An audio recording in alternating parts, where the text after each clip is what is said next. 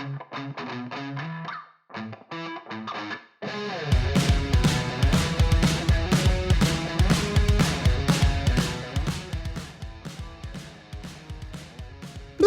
up, guys? Welcome back to another episode of Nick and Manny's Infinite Podcast. We're going to start each episode from now on super weird after the Incredible Hulk intro, which I don't know if you kept. I kept. You kept it? Yeah, Oh, yeah. That was a very weird intro. Because I only kept it because I could segue it into a Superbad reference on my end, which any chance I can get to reference Superbad, I will. Yes, that is very true. You do indeed love that movie, and for good reason. But Yes. We're here. It's been a little bit since a podcast because, to be honest, we don't really do a lot to warrant a podcast episode. But this week piled up a lot of stuff for us to talk about. So there you go. By the way, if you're a first-time listener, this is Nick and Manny's Infinite Podcast. I don't think we said that at the outset of the show. I said at the very beginning. Did you? I never hear you say it, so I always think you forget to say it. And I'm very conscious of pretty what sure you I say it very often. Okay, I'm very conscious of the story you told about your podcasting teacher being like at the start of the show, you have to say the name of the show and like the objective of the show, what the show is about. I'm very conscious of that, and I trust you to do it. The show ends when we die. Yeah, that's the only thing. We're just gonna talk about whatever until we croak. Let's talk about death, guys. Everything, everywhere, all at once. No, I'm kidding. We're not going to talk about it. We've talked about it enough. The conversation for that movie has passed. Yes, and we're going to save our thoughts on death for a big episode down the line. Exactly. But we will save our thoughts on the everything bagel for when Nick returns from WangerCon. Well, I don't know what kind of bagel I'm going to get there, but... Listen, I recommend a good Asiago as a good bagel. If you like plain, then just get a plain bagel. There's nothing wrong with that. But then it also depends if you want like a sandwich bagel. Because if you want like the bacon, egg, cheese, boom, that's a great bagel to get right there. If you want to add some like aioli sauce on it, another solid sandwich. If you just want to put some classic schmear on it, that's perfectly fine too. At this point, it's a cheat for me to try any form of a bagel at all before I get there. But I should have just tried a plain bagel, get an idea for the texture of it and all that before I actually got a bagel with stuff on it. Before I pay for a bagel at a bakery in Las Vegas, I feel like I should have a game plan going in. But I'm just going to wing it. Yeah, because, I mean, like, and you're there multiple days, so, well, I know you don't want to eat the same food multiple days, but you could have, like, 2 bagels, have, like, a plain one day, and then if you want to do, like, an Asiago the last day when you guys head out, there's bound to be probably a bagel place inside of the airport, so maybe you get one of those before you head out. True, I could do that. Harley says the show goes on hiatus until we remember we have one. We have never been on hiatus for that long. I don't think we've gone longer than like 2, maybe 3 weeks without a regular episode. I think 3 weeks was the longest. I think that was the max. Yeah. I think this one was also 3 weeks since the last one, but we did get out a couple commentaries in between them. Yeah, which my best friend is always thrilled about. Every time we post a commentary, he gets annoyed that he checks his notifications for the show and sees that it's a commentary rather than an episode. Yes. It's just, sometimes we don't have anything to talk about. So. Yeah. We're friends. We like each other. We can find stuff to talk about to shoot the shit for the length of a show, but also we don't want to feel obligated to have to do that.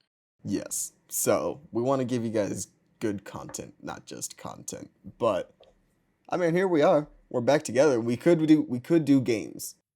I thought you meant talking about games. I'm like, well, yeah, we'll probably do that. Of course, we'll talk about games. It's what we do. We're gamers, guys. Gamer. I'm not going to say it. I feel like the show's become more gaming focused as we've gone on rather than movies. I feel like when we started, there hasn't been anything movie related. This year has been a drought for movies. The rest of the year doesn't look much more promising on the movie front.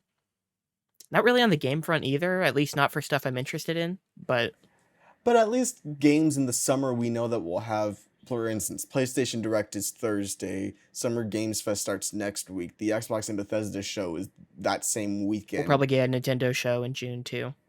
Yeah, we'll get a Nintendo show. So at least the summer, we know that there will be gaming stuff. We'll at least get news. Give us more concrete info on the rest of the year, which is usually, if nothing else, that's the purpose that E3 or Summer Game Fest would serve. Yeah, which it is sad that, E3 isn't happening.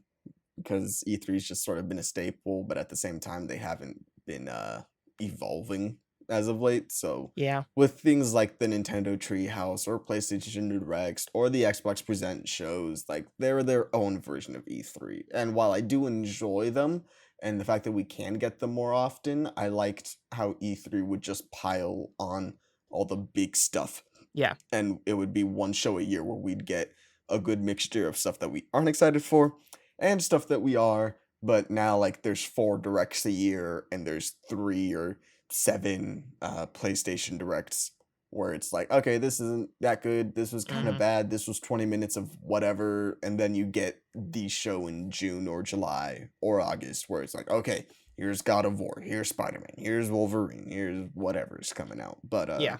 yeah, PlayStation Direct is on Thursday. I guess we're already talking about games. You keep So, calling it PlayStation Direct, it's State of Play. Nintendo has the Direct State branding. of Play. Sorry, that's what it is. State of Play. Yeah, I Nintendo's got the Direct branding down. Treehouse is like when they actually show off gameplay of upcoming games. A Direct is just like the announcements and stuff. Yeah, and it's also the name of their booth at E3. It's the That's right, Nintendo yeah. Treehouse. Yeah. So that's what I think about when and of course Nintendo Direct, but State of Play is what PlayStation is. And so this Thursday they said, oh yeah, we'll show off PSVR. Rumors that we're finally gonna get a release date for God of War and that it'll be concrete. A couple other things that are rumored to be there. COD's rumored to be there. I've seen rumors of another Sly Cooper, Last of Us. So there's a couple things that are gonna be there. So I will report to y'all when I see it. Mhm. Um, obviously when we record next, which might honestly be after all the big shows, Yeah. which is another 3 weeks. So we're sorry about that. Yeah. Yeah, Let's PlayStation see. wise, That's too, that's all on you. I'll yeah. watch the Direct when it happens. I will whenever Xbox does their thing, I'll at least like look into it. I don't know if I'll watch the whole presentation because Xbox usually has a pretty low ratio of stuff I'm interested in because they show off a lot of indie games from all the developers that they own, and most of those I don't necessarily care for. Ooh, I love a good indie. I do Love a too, good but indie game. it's not the kind of stuff that gets me hype necessarily. It's like, oh, that'll be kind of It neat. doesn't get me hype. Yeah, Yeah, I'm the same way. I'm like, it won't get me hype, but I'll be like, oh, okay, that's something for me to check out when yeah. it comes out. In Game There's Pass, the occasional one where I'm like, that looks awesome. yeah. Well, Game Pass also makes that a little easier because it's conceivably like, oh, I have a good chance of being able to play this. Whereas Nintendo, when they do their Nindies showcase or whatever their branding is for that now, or they show off indies in their directs, I'm like, well, that looks cute, but I'm not. I don't want to have to pay $20 for it. And I also sometimes don't want to Yeah. wait for something to go on sale either. So it's like by the time it goes on sale, I've lost interest in it. Game Pass at least gives me more of an Yeah. incentive to be like, ooh, I might actually want to play this. Yeah, because Game Pass gives you hundreds of games for a low price of $15 a month. And right now, if you buy PC Game Pass, you can get it for $1 for your first month. Even if you are an existing, like, returning member, you get a month for $1 and then you get 2 months added. So that's 3 months for $1 right now with Xbox Game Pass on PC. I shill, of course, but I do love Game Pass in general. There was the whole Twitter thing a couple days ago when a bunch of people said, like, hey, I'm gonna stop my Game Pass subscription for a little bit until there's something that comes out. And then Xbox was like, tell me you only play AAA games without telling me you only play AAA games. And I'm like, what a roast. But that's because I like indies. Obviously, if it's not for you right now, and if it's a financial thing, don't worry about it. Get it canceled. Come back whenever you want. That's what's great about Game Pass, personally. But enough shilling for Game Pass. Let's talk about PlayStation Plus Premium. I'll talk about it because I know about it since I have a PlayStation. Nick does not know that much about it, I know basically nothing except that I've heard the emulation quality is pretty bad. That is the first and only thing I've really heard about this thing. which was immediately what I said was going to be the case when I heard they're going to be stream only. Um, because for those of you who are not aware, PlayStation has its different services, right? So you have PlayStation Plus, which is your monthly access to playing online, and it'll give you your free games of the month. It's, their version of Xbox Live. And then they also have PlayStation Now, which is their original quote unquote version of a Game Pass like service. I think they both launched around the same time, but it's a catalog of games that you can play for 15 bucks a month. And they have now decided to bundle them all together to where you have 3 different tiers. You have PlayStation Plus Essential, I believe. You have PlayStation Plus something, maybe like PlayStation Premium, or maybe it goes PlayStation Essentials, PlayStation Plus Premium, and or PlayStation Plus, and then you have like PlayStation Plus Premium Extra, whatever it's called. Anyways, you have 3 different tiers that'll give you access to different stuff, but the real thing is being able to play old PlayStation 2, PlayStation 1, PlayStation 3, and PSP games. So people have been able to have their hands on it already. And the first thing that struck out to me immediately was that the catalog was kind of weak.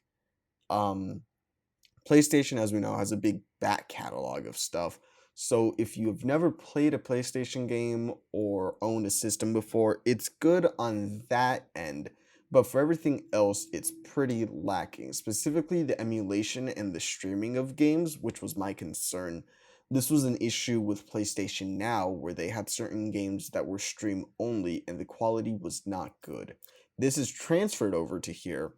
And Nick, do you remember the the PlayStation Classic that came out a couple years ago?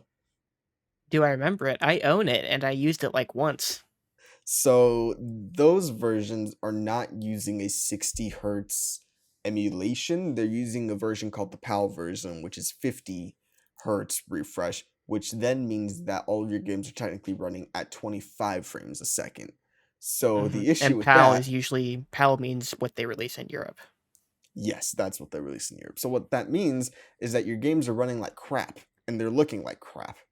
And Mm-hmm. the 25 versus 30 really doesn't matter, because if you go from like 30 to 120, you're not really going to see a big or 60 to 120, you're not going to see a big difference. But as you get lower on the frames, it becomes way more obvious of when you're Mm-hmm. dropping frames. So running at 25 FPS is not an ideal situation at all. No. No, so that's the main thing. The main, I guess, issue, controversy with it is that the emulation versions are not good. They're still using PAL versions, which people had complained about when they used them for the PlayStation Classic. And then the catalog is the other one, where obviously, because you can't afford to put all of your PlayStation exclusives day one release, the list that they have is good, but it's kind of, we've been there, which is nothing against it. Like I said, it's great if you have never owned a PlayStation 4 especially, or any of these games, and you're just now getting into this. It's good. It's a good service for that, but discoverability is not great there. It's the same way that I would consider Twitch versus YouTube. YouTube has a bigger, I guess, like catalog, or it has some things that are better, but Twitch overall is better for discoverability, it's better for creators, and so on and so forth. They both have their issues, of course, but one clearly has more of a cushion and a understanding of what they want to do, and the other is still starting out, which sucks. Yeah. It's interesting that they decided to not really alter the games from what they were on the PlayStation Classic, considering that was a runaway success. It was definitely a good sign that I was able to buy that for $20 a month after it released for 100, because it was just such a runaway success. It It's clear was they should such a just runaway. they should just keep copying what they did with that, because that did so well for them. Exactly. You see, the reason why Nintendo never releases their games on sale under $30 is because they don't sell as well, okay? They aren't selling as good, so they need that $60 price tag so that they can keep getting the money revenue. Whereas when PlayStation came out and they said, "Here's the PlayStation Classic, but now you can get it for $20," they made all their money in those first couple of weeks that they didn't need it Yeah. anymore. Yeah. It definitely Mhm. wasn't on clearance in every store you ever went to. You definitely can't find one at a Ross right now. I don't know what you're talking about. I actually You am curious honestly now. I probably wanna look it could. up on Amazon, see what it runs for now. Might Oh, I'm actually be sure it's kind of like rare 20 now. bucks. I I don't think it'll be rare in the way that the SNES and the NES Classic were, and that everyone wanted them.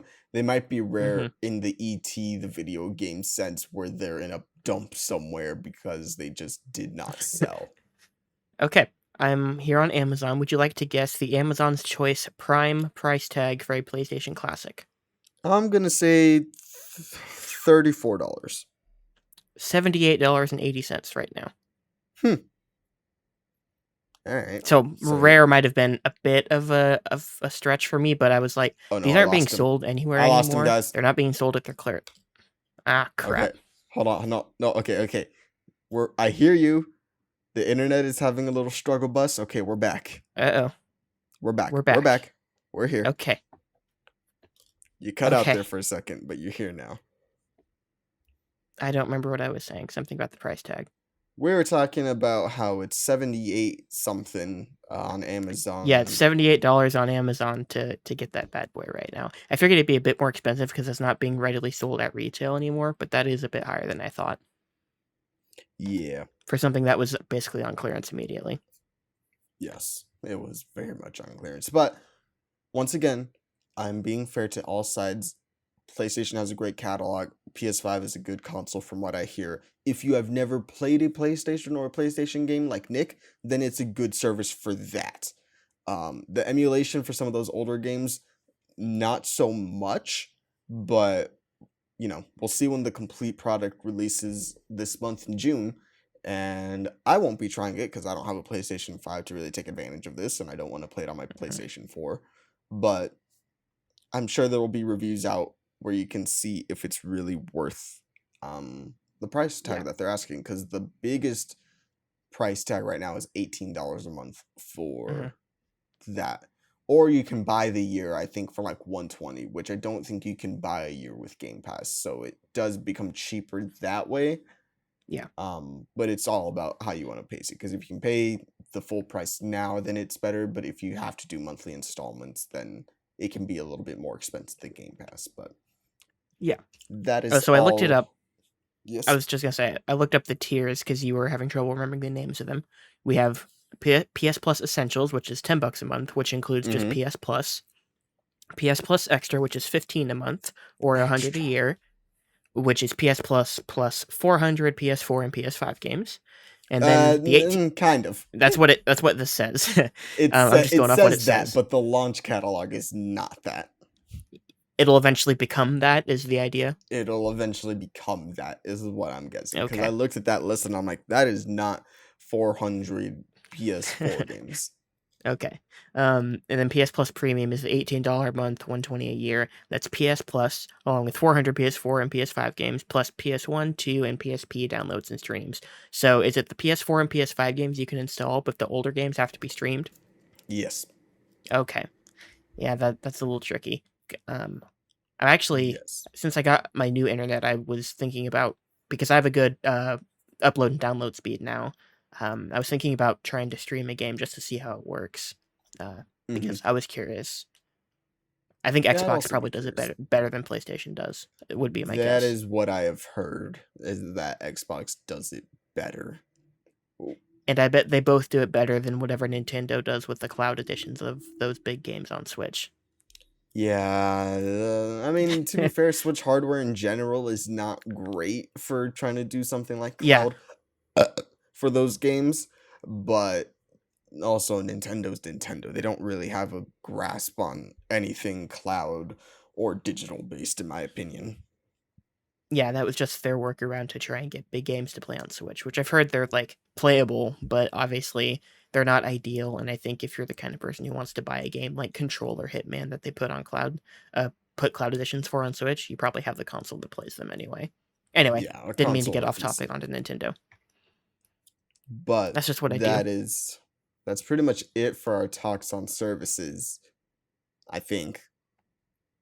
Yeah, pretty much. Um, yeah, I don't have anything else on the PlayStation front. At least we can talk a little bit more about Xbox in a bit. And we can talk about something related to Nintendo if we want to talk about that in a bit as well. I'll let you decide what we do next.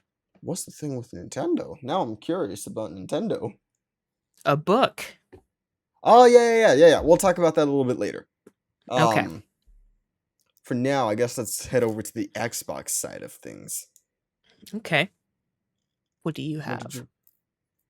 I mean, I've just been playing my Xbox over here. My beauty, my Xbox Series S. I love her.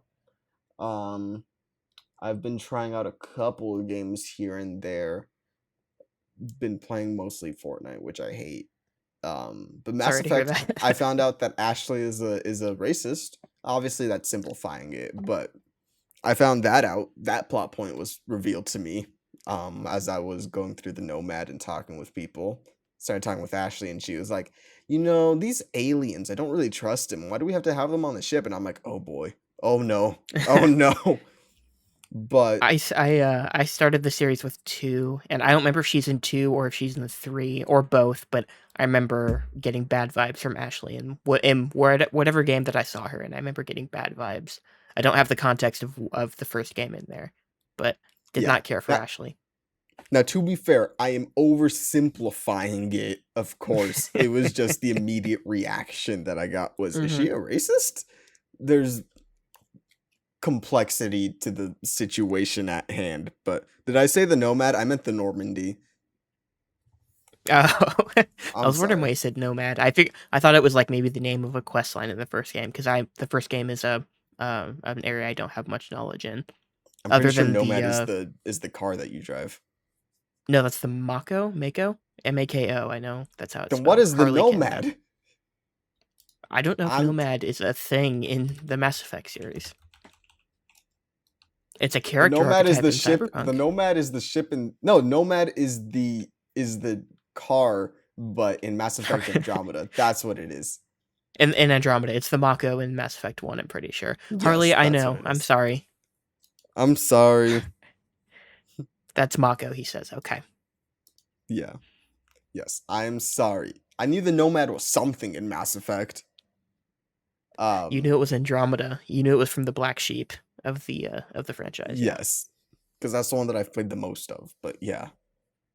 Mm. Um, Other than that, I've just been hopping into a couple other games. I tried Skyrim for a little bit. I played some Fallout for a little bit. I love playing those at 60. It's weird because I think Mhm. I mentioned this on the last episode, but I I think have you a did too. PC that can run them at 60, but just playing them on a controller on an Xbox, looking at a TV at 60 just felt like a brand new experience, and it made me kind of want to go back and replay them.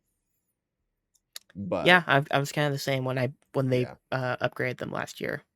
I felt yeah. the same. I was like, I could get back into these games, but I don't want to. I can't let that happen. So I'll wait for a rainy day. I think we did have this conversation on the last episode, but it's I think been so. 5+ years since I played through Skyrim last, but I still feel like as soon as I get back to Skyrim, I'm going to be tired of it. I feel like I need to wait longer before I can get back into Skyrim.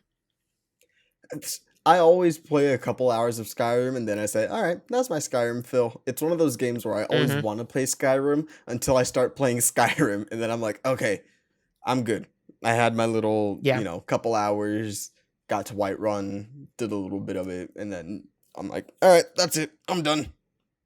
yeah. Every couple years, I will start a new playthrough, add some mods, and then I'll play for like 3 or 4 hours, and then I'll just forget about it. That's my Skyrim fix usually. And then, like I think like I said, the last big full playthrough I did was when the special edition or Special whatever it was called editions. came out in 2016. Yeah, Yeah. because I got that when it launched in 2016. So it would be a little over 5 years since I played it last regularly. I also think I got the special editions when they launched. I had to make a decision with beer pong winnings in 2016 whether to buy Battlefield 1 and play that with my friends or buy Skyrim, even though I'd already played Skyrim. And I decided to buy Skyrim for a second time, and then I never played Battlefield 1 with my friends. Sounds like a good idea. I think you made the right choice there. Even though I don't hate Well, Battlefield 1. in hindsight, I wish I had bought Battlefield. A, because we kind of fell out of contact with my friends that first year of college and then didn't really talk to them again until like the next summer, basically. But also, I was huge into Battlefield at that point, and I think that was the last Battlefield that was really good. And I kind of never really got into the game. I eventually played it, but I never got super into it because by the time I got it, it was too late, and Battlefield 5 was about to come out. Yeah. No, that makes sense. But Eh, outside of that, I'll mention it because it's technically an Xbox thing, but I've been playing Superliminal on Game Pass. And that's been fun. I had to end that stream early because I was feeling sick. But what I did play of it, I enjoy it. It's a perspective puzzle game that's pretty cool. I've enjoyed it. I won't say much because I think that you were saying that you might try that out. Try that out. Yeah, But I deliberately avoided your stream because I didn't want the yes, puzzles to be spoiled for me because I do intend to get to that eventually. yeah, most of what I played was easy. It was just that last part when I did end it that I was starting to get really stumped on how I was supposed to do it. But Mm. it's the typical, puzzle, puzzle, puzzle, easy, easy, easy, easy, easy. Now you got to start thinking. So I do enjoy that. Same thing happens with Portal. Same thing happens with a lot of the different puzzle games that you're gonna be playing. But that is one that I do recommend. I'd been seeing that one for a while, And now that I've gotten to play it, I do enjoy it, and I want to go back and finish more of it.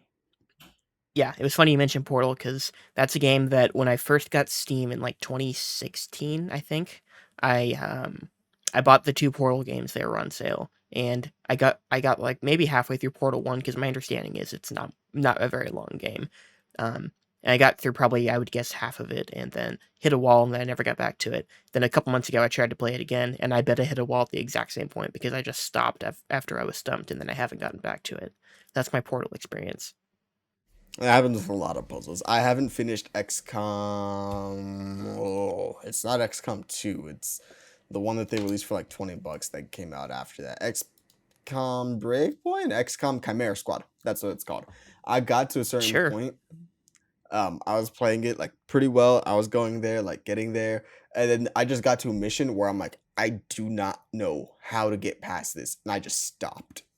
But Hmm. I got my $20 out of it. It was well worth the $20 that I spent. That's one that if I do want to restart it, I will, because that's a fun one. Gears Tactics is a fun one that I might want to restart eventually. And then Marvel's XCOM game comes out this year as well. But It's a other big than time for that, puzzle that's games. it. Oh, and then I'll mention it here. Me and friend of the show Max did a Lego Batman speedrun. So that was fun. That's right, yeah. I tuned in for 5 minutes, and you died probably 20 times in those 5 minutes. Listen, man, we are halfway across the country from each other, okay? We have to do it through Steam Link or whatever, Steam Remote Play. So it's not the best connection to begin with. On top of that, Here's the excuses. it's not excuses. It's literally just like my game was freezing every 2 seconds. So I had to just take a guess as to what I was doing. There's one clip that I will send. We might even watch it at the end of stream today Okay. where I could not jump on top of something. You know what? I'm pulling it up right now. We're doing it right now Oh boy, here we because go. it was just Oh so great. ridiculous and stupid. Um, I Oh could not boy. jump on top of this. Let's see, videos, gonna click on this and we'll come over here. I'm gonna send this to you. That way you can watch that there. He's sending And something then, to me. yeah, and then I'll go to window capture and I will do this one and we will show that there. Okay, and we'll go full screen. All right, guys, we're gonna play this together in 3, 2, 1, go.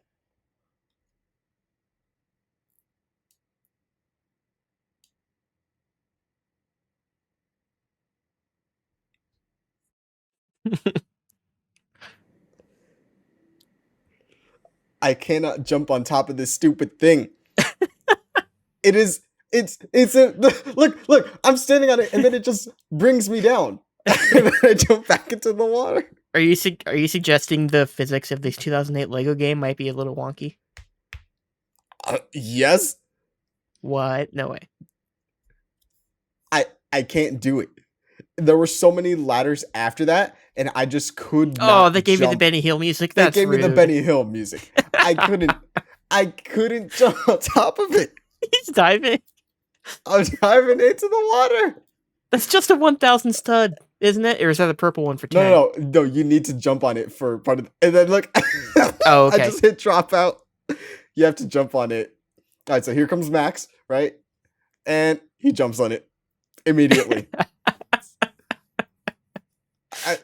The pain. Okay, so then I have to jump. So now I have to go back, and we have to jump on it 2 more times. So I have to try to get on top of this thing another 2 or 3 times.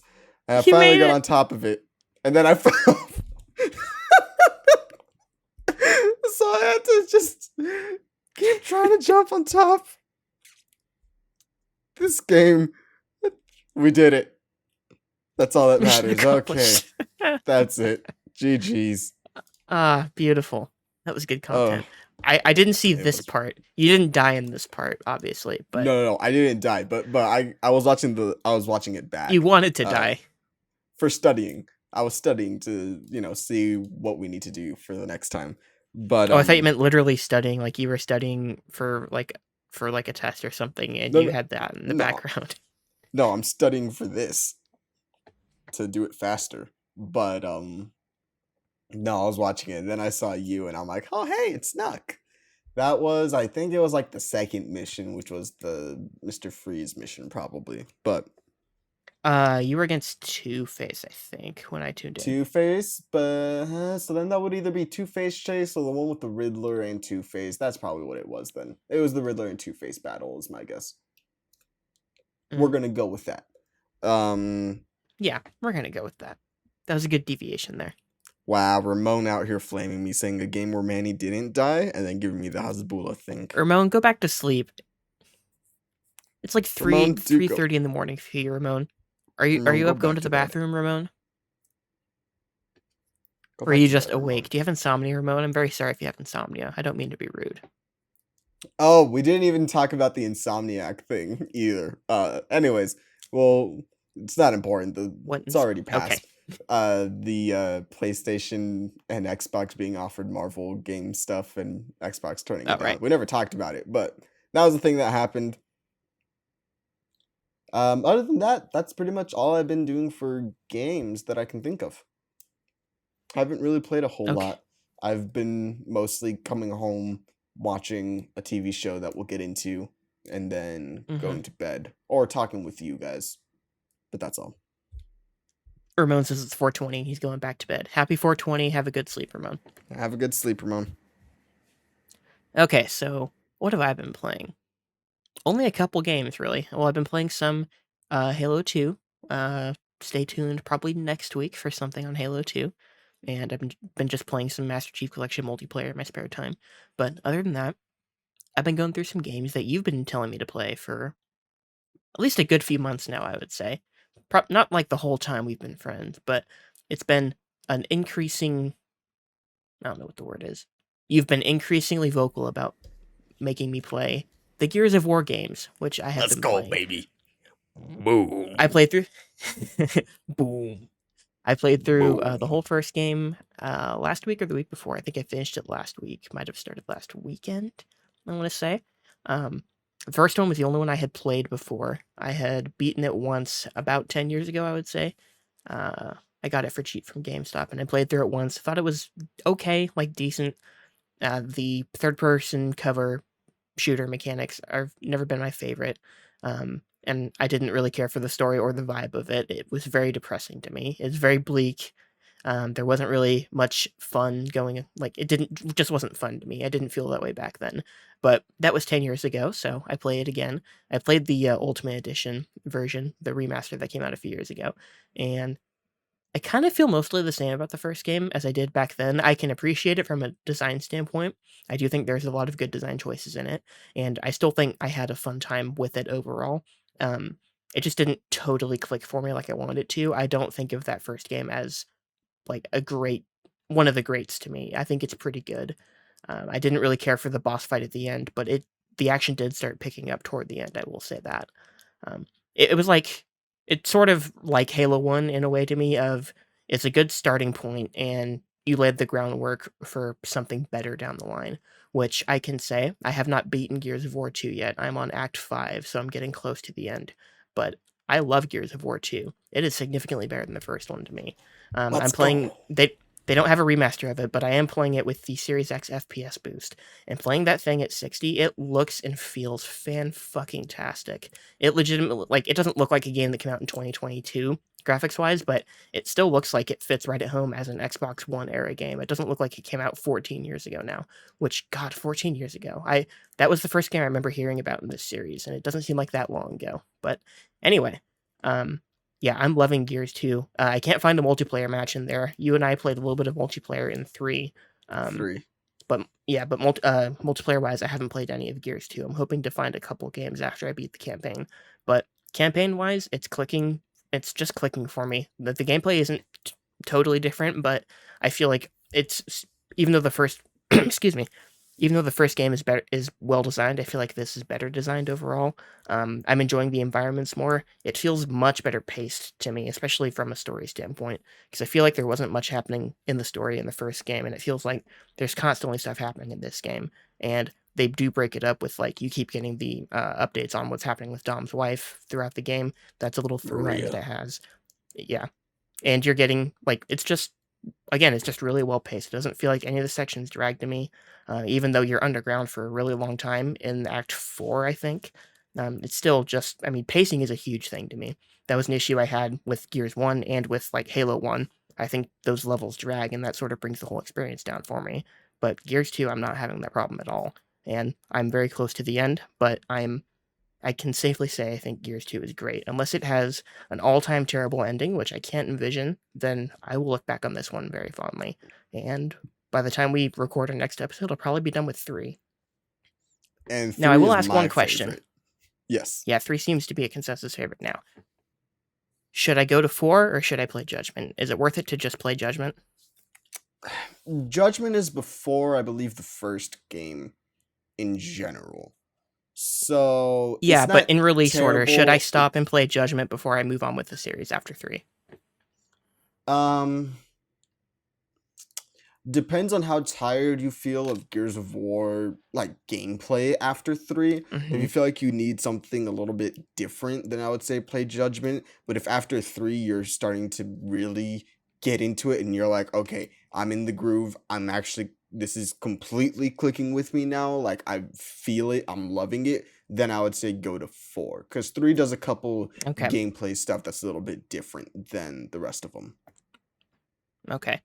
Yeah, because like I'm getting super into the gameplay now, and excuse me one second. I'm getting super into the gameplay now, and Judgment's just seemed like we talked about Andromeda being the black sheep. Judgment has seemed like the black sheep of the Gears game because it's just a spinoff. It's not about Marcus or the Phoenix family or anything like that. Nah, You it's do have about Baird in Baird. there. Yeah, yeah, which I like Baird, but also I don't feel a compulsive need to play a prequel about Baird. That feels like just a game that came and went. But if I'm going through the series, I feel like I might as well still play it. So I'm leaning toward playing it, but we'll see how I feel after 3. Yeah, because I think if by the end of 3 you become really immersed, then I would say just keep going with quote unquote the Phoenix games, even though 4 and 5 take a different turn. But Yeah, yes. And I'm sure you know about 4 and 5's different turn that I won't say, I but have a general idea. Yeah. yeah. So that's what I would say. But I'm glad that 2 is clicking with you. I hope that 3 just really clicks because 3 is it's kind of a unanimous favorite of everyone just loving 3 the best. Hmm. So I'm hoping that it clicks. I when we were playing multiplayer the other day, when we got into that Gears of War 3 multiplayer, I'm like, "Oh my god, the flashbacks I have of this game." Even though I wasn't, that involved at that time with Gears stuff, I played it a lot with my brother, so we played Horde mode and we played multiplayer together. But specifically the character models, the maps, the ribbons, the UI, like so much of 3 is just ingrained in my brain to where I love Yeah. it. And I'm hoping that remaster trilogy is the whole collection stuff. I hope that's true. I hope it's an MCC of just Gears games cuz that would make me so happy if the coalition went in and touched up 2, 3. Yeah, 2 and 3, since 1 already got the Ultimate Edition. Hmm. I hope it's true if for no other reason than 1 through 3 multiplayer is totally dead. Yeah.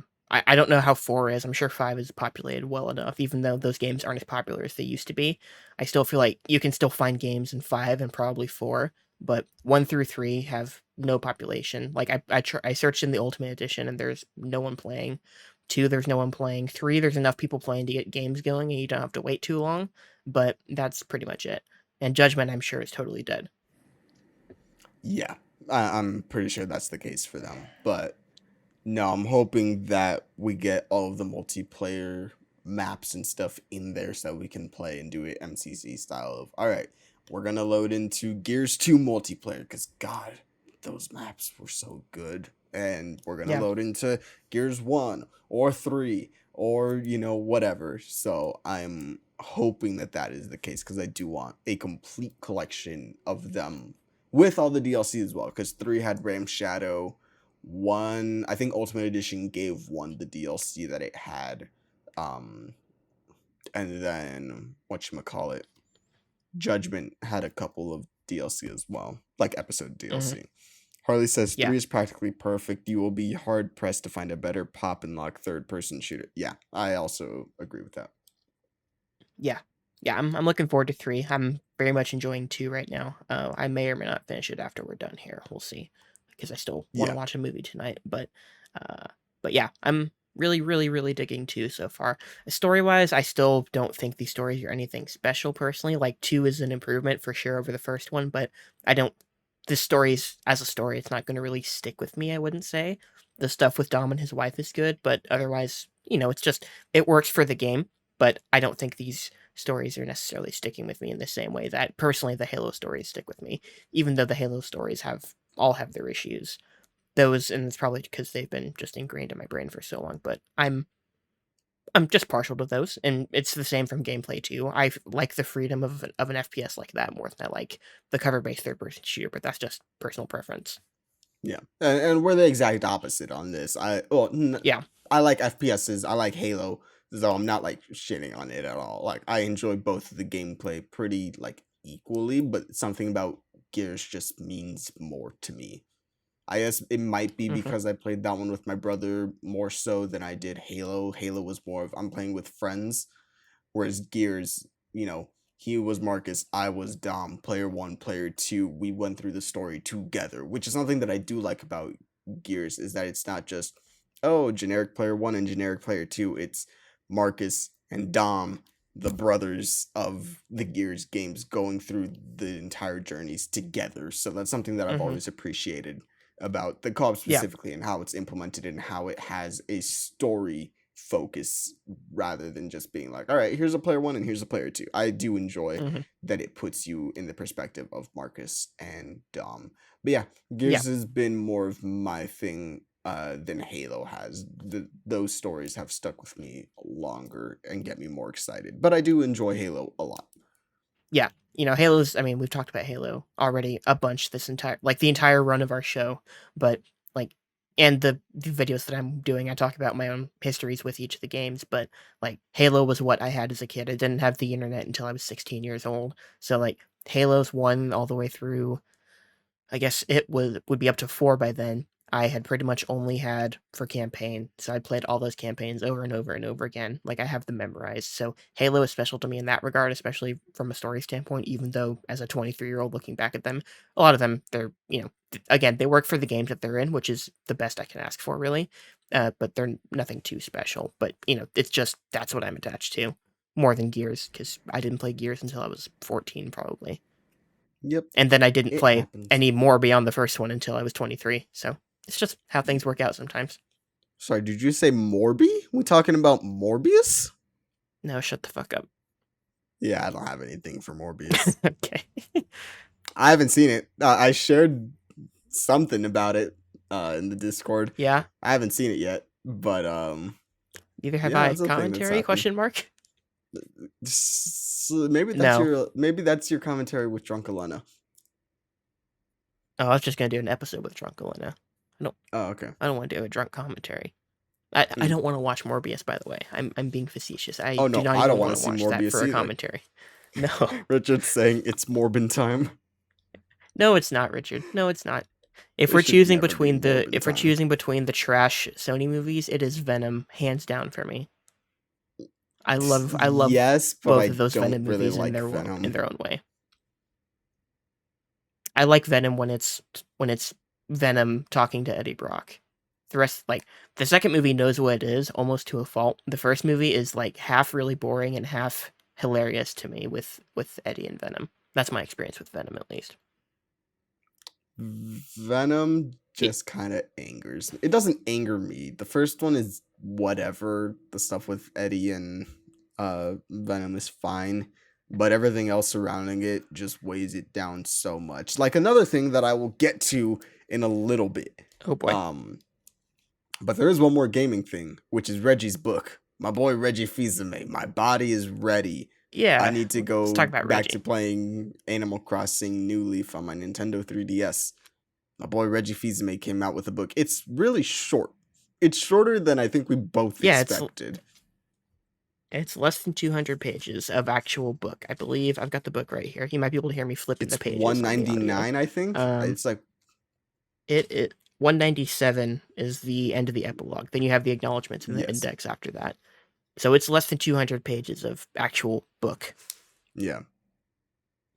Which, I mean, generally I think of like any major book is like I would say 300. 250 to 400 general range. Like I think Yeah. when I read Dave Grohl's book it was like 330, something like that. Something like So that, yeah. that's like usually my expectation. And I think part of it as far as this goes is that even though I knew going in that it would probably be more of a business book than an autobiography, it really is more of a business book than autobiography. He doesn't really talk about a ton of his personal experiences necessarily. Like he does, he talks about all the different places that he's worked at, and his relationships with people along the way and stuff like that.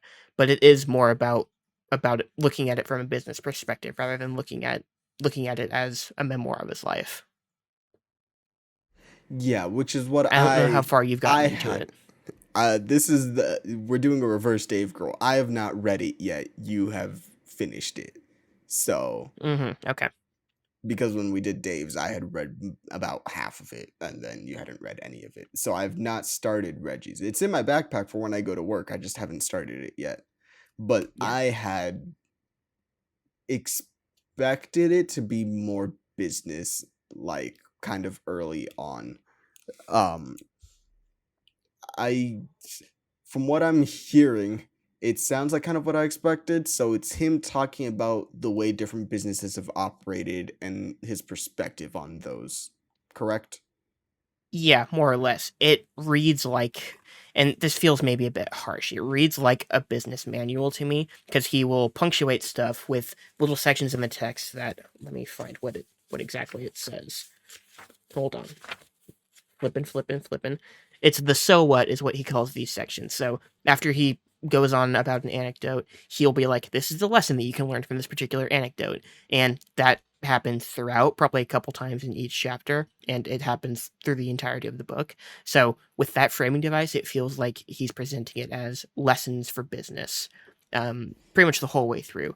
And like, I expected it because just hearing him talk the way he talks, not to say that he's not human, because I think he is human and he's a cool guy, but he talks like an executive, and he always has. Yes. Like, there's nothing wrong with that. That's just the way he talks. He talks with big words. He speaks very carefully. Like, that's just the way he is. That's how he's wired, and that's fine. That's also the way this book is written, and this book can feel a bit impersonal at times because of that. And I think the framing device of it being like a business book is part of that. That's just how he is. I feel like this is the closest he can get to giving you that type of autobiography. This is the lens that he views everything from, because he still has that part of his brain that, even though he's retired, he's always going to have. That's just who he Yes. is.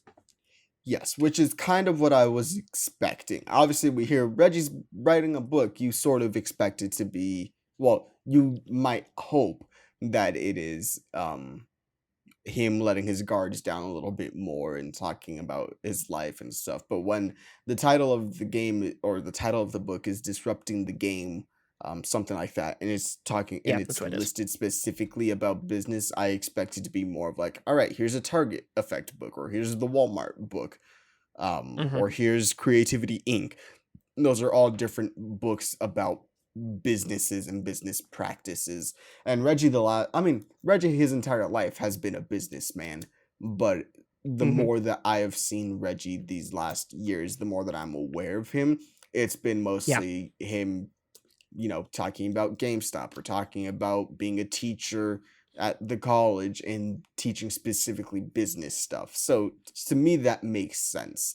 So I'm kind of in the same boat of like I I'm expecting it to be a little bit less well, very much less personal than something like Dave's book, but it's setting out for business people specifically is the target Mm-hmm. audience more so than Reggie memers. Yeah. We love Yeah. Which Reggie I think, for a lot of different yes. reasons, but this was one of them where I'm like, it's gonna be a business book by Reggie, not an autobiography, fun loving Yeah. Reggie book. Yeah. And we don't get to Nintendo. It's page 85 that we get to Nintendo out of it's Yeah, it's like basically halfway halfway. through the book. Yeah, it's Yeah. halfway through So the it's like, book. yeah, like you get you get a history of his life along the way, but it's through the lens of like, this is my upbringing. This was like the work ethic that my family had that led to me going to college, and then I got my job here, and then my job here, and then my job here. So it's still ultimately looking through the lens of ambition and how you rise up in business, the lessons you learn along the way, stuff like that, which I still find interesting from a general perspective. Obviously, I bought this book as a gamer who specifically has an interest in Nintendo and Nintendo history that I've cultivated through the last couple years. Because I didn't even know Reggie until I think E3 2018. Because I bought my Switch right after that school year in 2018, so like the month before, and that was my first time actually seeing him. Was that E3, and less than a year later he was retired. He So retired. I didn't have that interest or that experience of actually watching him in real time as the head of NOA. So I have a different experience with him. Most of him is what I've heard post retirement, which is a lot of, again, a lot of executive type talk even after he's retired. He's giving TED Talks, he's giving commencement speeches, he's joining the board of GameStop, stuff like that. That's more of the experience that I have with him now, less of his actual time at Nintendo. But I did find, if we want to actually talk about the Nintendo stuff now, I did find Yes. it interesting in a few different ways. So, one thing I will say is that I always sort of thought of the president of Nintendo of America as mostly just a spokesperson role, and I didn't really pay much mind to how involved he actually was in localizing stuff for the West. And as at least in terms of like the subtle differences to games to make them sell in the West versus what works for the demos in Japan, because they're very different culturally, and Nintendo, their head brass is pretty much all based in Japan, and they have the ultimate say over pretty much most of their decisions. But Reggie was able in his time there to work his way up, make personal relationships with like Satoru Iwata before he passed away, and with other people in the company to get more of a say on the Western side of things into the decisions that they were making over there. The most interesting story to me was how he handled the rollout of Brain Age, which I actually ended up buying Brain Age as a result of that section of the book because it's only like $6, and I had never played it, so I bought it and played it on my 3DS for a little bit. Anyway, he had the idea because Sudoku was becoming super popular in the States in the early 2000s. He had the idea to put that along with Brain Age, and he had to personally sell it to Iwata, who was friends with Dr. Kawashima, I think's his name, who was like the face of Brain Age and had did all the work that led to Brain Age happening. He did all the psychological stuff. So he had to sell it to Iwata, who had to sell it to Kawashima, being like, Sudoku's a big thing in the West. We believe it has this effect on the brain, stuff like that. And this is why we think it's in line with the message and the goal of Brain Age to pack this into the game in the West. So it ended up working, and that was pretty much an idea that Reggie himself had and spearheaded. So he had a major effect on stuff like that in terms of how, obviously, as a marketing guy and a spokesperson, he was the point of contact to people of this is what this game is going to be, this is how it's going to work in America. But I didn't really think about it from an idea perspective of he could present ideas to Nintendo and affect how the game, like the actual content of the games in the West. That was what fascinated me. Yeah, I had very little knowing about that. I've heard him talk a little bit about his involvement overall, but I'm the same way. I always thought that Nintendo of America is just a spokesperson for Nintendo Japan. But I Yeah. did know that he had a couple of like inputs for certain things. Specifically with like the Wii U and the Switch. I remember him talking specifically about his own actual contributions for those things. But hearing about him handling distribution of the West makes sense. Yeah, and as far as other stuff that I wanted to mention, the rollout of the Wii in '06 was something that not necessarily the rollout of the console. He did have a say in a couple matters that I do want to talk about, but the presentations that they did, I don't know if this was specifically E3 or a reveal afterward, but they had one presentation that the show ended with Wii Sports, and because they wanted that to be the big selling point for the console. Um, but Reggie was thinking about what Western retailers would want, so he wanted to end the presentation with Twilight Princess, which was going to be coming out as a launch title for the Wii and also still on the GameCube. He thought Zelda's a proven commodity. Western retailers know Zelda. They will stock it if they think the Wii's going to do well and if they think the game looks good.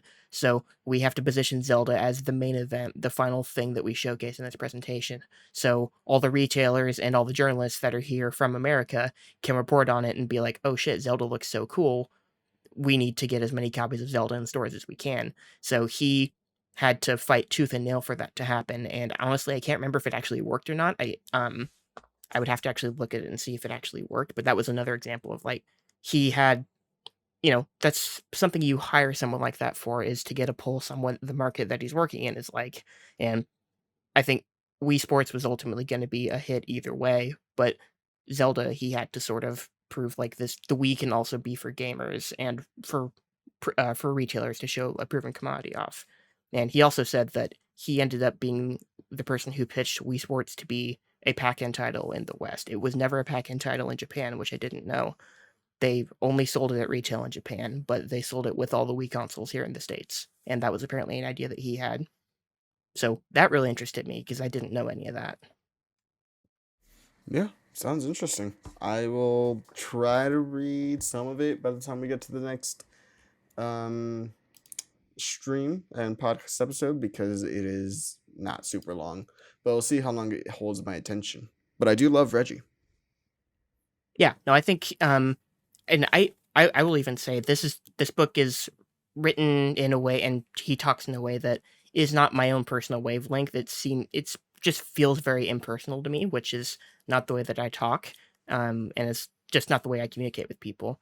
It's his way of speaking. It still feels like he's talking, even though it's written like a business book. It still feels like he's talking because I know exactly how he talks. So like I feel like you'll still get his voice shining through, even though on the surface it looks like a sort of dry business book. And I still feel like even the opening sections, you can get stuff out of it that you find worthwhile. It's not just something that if you're a Nintendo fan, you'll skip halfway through the book and read the stuff that you're interested in. I think it's legit interesting the whole way through. Yeah. Harley says Twilight Princess was also designed specifically to appeal to the West. The East loved Wind Waker style. Don't know if he had anything to do with that, though. Can you speak to that at all?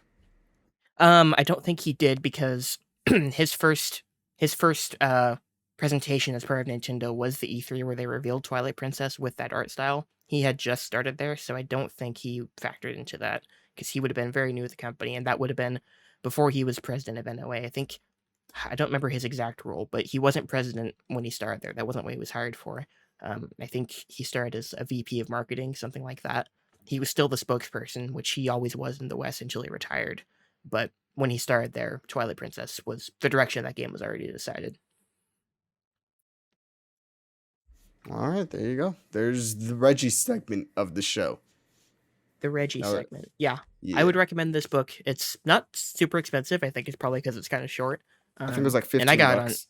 Yeah, I think it was 20 something, and I got it on sale. I think it was 20% off when I got it. Yeah, I think you and I got it the same day. Yeah. Yeah, no, I think like I'll read it again.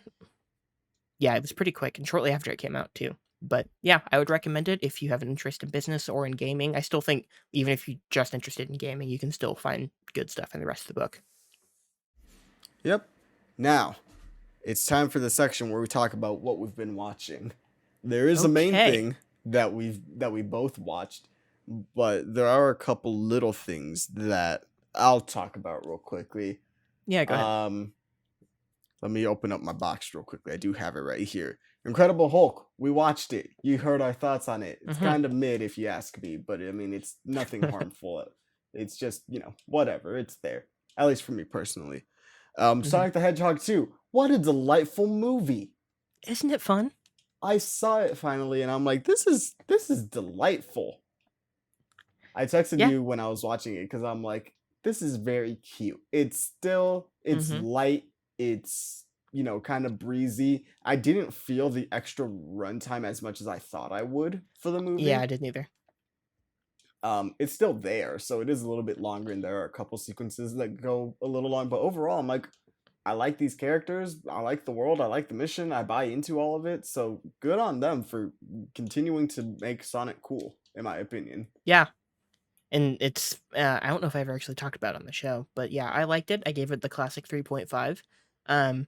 It's funny because the stuff I don't like in the first movie gets a lot more screen time in the second movie, but I liked it way more in the second movie, and I don't know why.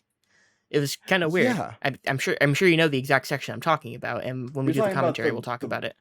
Yes, because everything in Hawaii. Yes, because I heard people complaining about that, and when we got to it, I'm like, this isn't that bad. I don't know what It's kind of they're. fun. Yeah, I'm like, it's all right. It's whatever. It's not really taken away from my enjoyment of anything. They So somehow made the annoying character from the first movie less annoying while also giving her way more to do. It was kind of amazing how they actually made that work because as soon as I saw that they were going to be in there, like James Marsden, that's where he is for most of the movie. I was like, oh, we're going to get a lot of screen time here, and it's probably going to suck. But I had fun with that section. me too. It was there was one thing that I'm like, really, you did this, but outside of Hmm. that, I'm like, it was fine. Didn't really hamper my enjoyment of anything because I just enjoy these characters so much that Yeah, I can look past it. So that is a ringing endorsement for Sonic 2. I'm glad that I finally did see it. Let's see what else is here. I rewatched Edge of 17 with Weedif. I wasn't we planning if on rewatching it, but I did. it always So we happens did that way. that. Yeah. So that was enjoyable. And then I have been watching a couple shows. Now, I like Barry, so I'm not really going to talk about that one other than go watch Barry. There's one show that I had never seen until like 2, 3 weeks ago, and that would be the hit comedy TV show How I Met Your Mother. Yeah, It's good. It's cute. It's yeah. I don't find it as funny as I thought I would. It's just kind of cute hanging out with these characters and their lives. It's I think perfectly enjoyable. Yeah, I would say that. I watched briefly. I'll just speak a little bit and then I'll let you have the floor. But Yeah, I watched it live from premiere all the way to finale. We watched the premiere the night it happened, and my parents and we watched it all the way through. I never remember thinking it was like the funniest show on TV. It was never my favorite show, but I always enjoyed it. I just like all those actors and their roles. I don't think the show's anything too special, and it was never particularly funny to me. It had some good bits along the way, but I just thought it was cute and fun the whole way through, and I've barely thought about it since it ended. It doesn't really hasn't really had like a lasting legacy to me. You'll mention things in Safari Zone or wherever, things that yeah, happen in the show. You'll just mention them out of the blue, kind of randomly, without context, and I have no idea what you're talking about. And then after a couple seconds, I'm like, I don't remember this, but he must be talking about How I Met Your Mother, because I've yeah. forgotten most of that show. There'll be a couple times when I'll mention something and be like, "Huh," and then I'll just put him, and you're like, "Okay." Yeah, Um, I remember big things that happened or arcs that lasted several episodes or certain characters that recurred, but like here and there, like I don't remember if I haven't seen it since 2006 when it first aired. I'm not going to remember an actor that we recognize now who wasn't a big deal back then. Like I think you mentioned John Bernthal was in an episode. It's like in yeah, 2006 I would not have had any idea who he was, and I would not remember him now, 15 years later. yeah. No, that's kind of how I feel about it. I'm like, I don't think I'll remember this show past a year, if that. Hmm. Um, but I like the characters well enough. I bought into specifically the relationship between Jason Segel and Allison Hannigan's characters. Hmm. I bought into that by the end of season one, where I'm like, oh, that's sad. But for me, it's not like a Parks and Rec where I'm gonna remember this for the rest of my life, or like a New Girl where it's consistently funny Hmm. and I like all these things. It's just cute, light, breezy, inoffensive. Some people might take issue with that because I've heard a lot of people say, "Oh yeah, it's the best comedy of its time or whatever," and I'm like, I don't agree with that, but it's perfectly enjoyable. It's something that I'd Yeah. probably have on in the background. I could see it once I finish watching it. It could definitely become one of those shows where it's on in the background and I focus just enough on it to, get some of it. But Yeah. it's not going to be one where I'm going to want to completely focus on it the entire time. Like something like a New Girl, Parks and Rec. For some people, it's The Office or something like that. But yeah, that's sort of how I feel about Himium. How far are you in right now? Almost about to finish season two. Okay.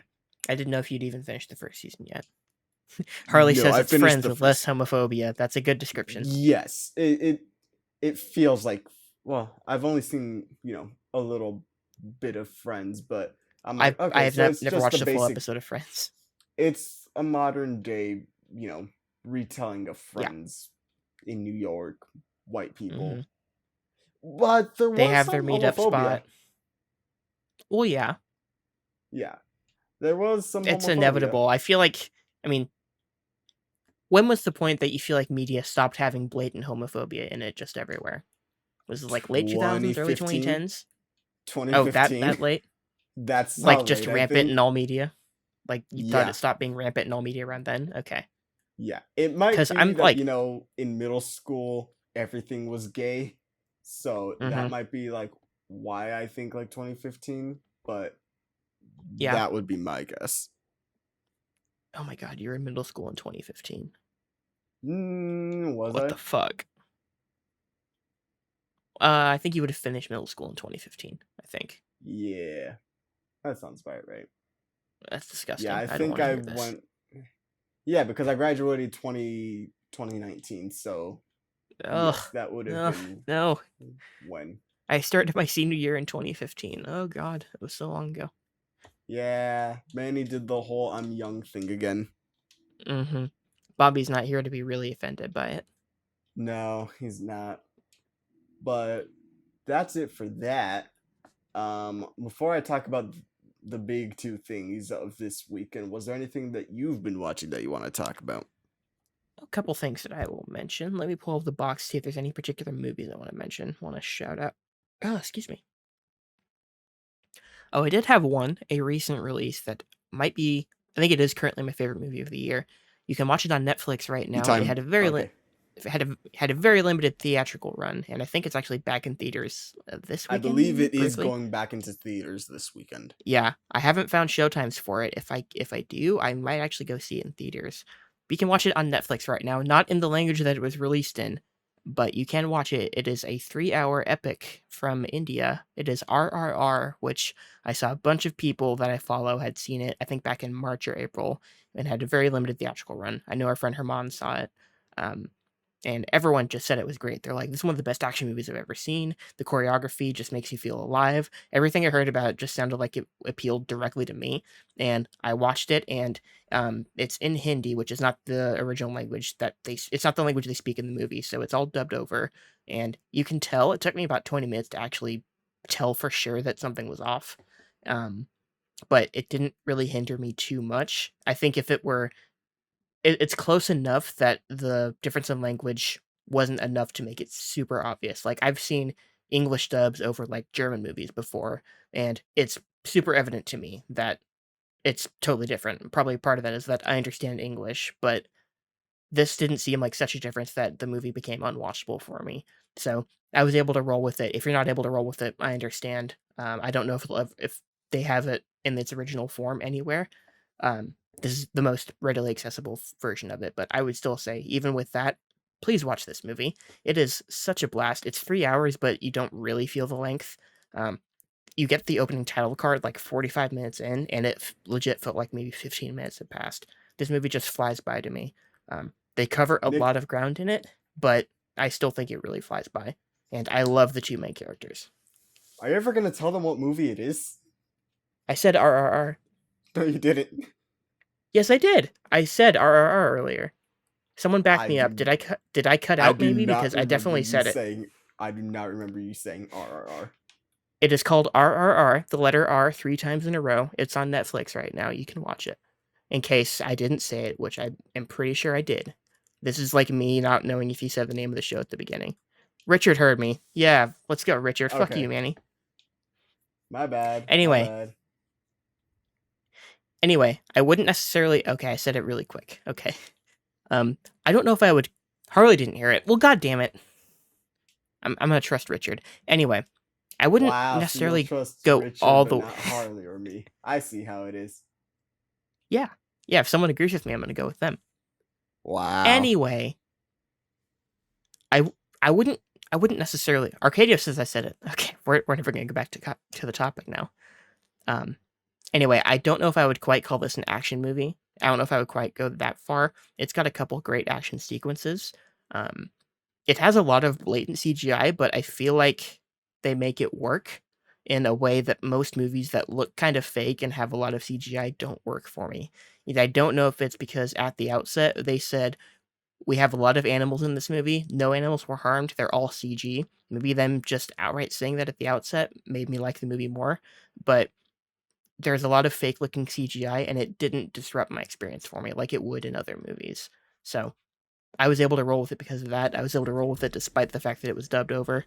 And I think that is just a testament to the fact that the storytelling, the action, just the general quality of the filmmaking throughout this movie was such that it made me overlook some of those differences that would have normally brought a movie down for me.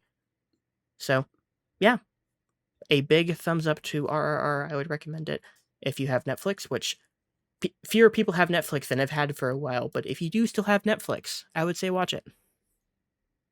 Bobby said he didn't hear it, by the way, according to Harley. Where's Bobby? Why aren't you in the chat, Bobby?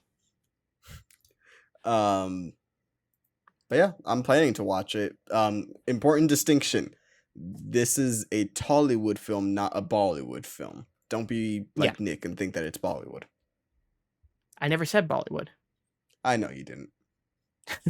I just because I knew it was not. The brunt of the joke. Yes. Okay. One thing I forgot to talk about, which kind of leads into the movie of this weekend, but I want to talk about the show first.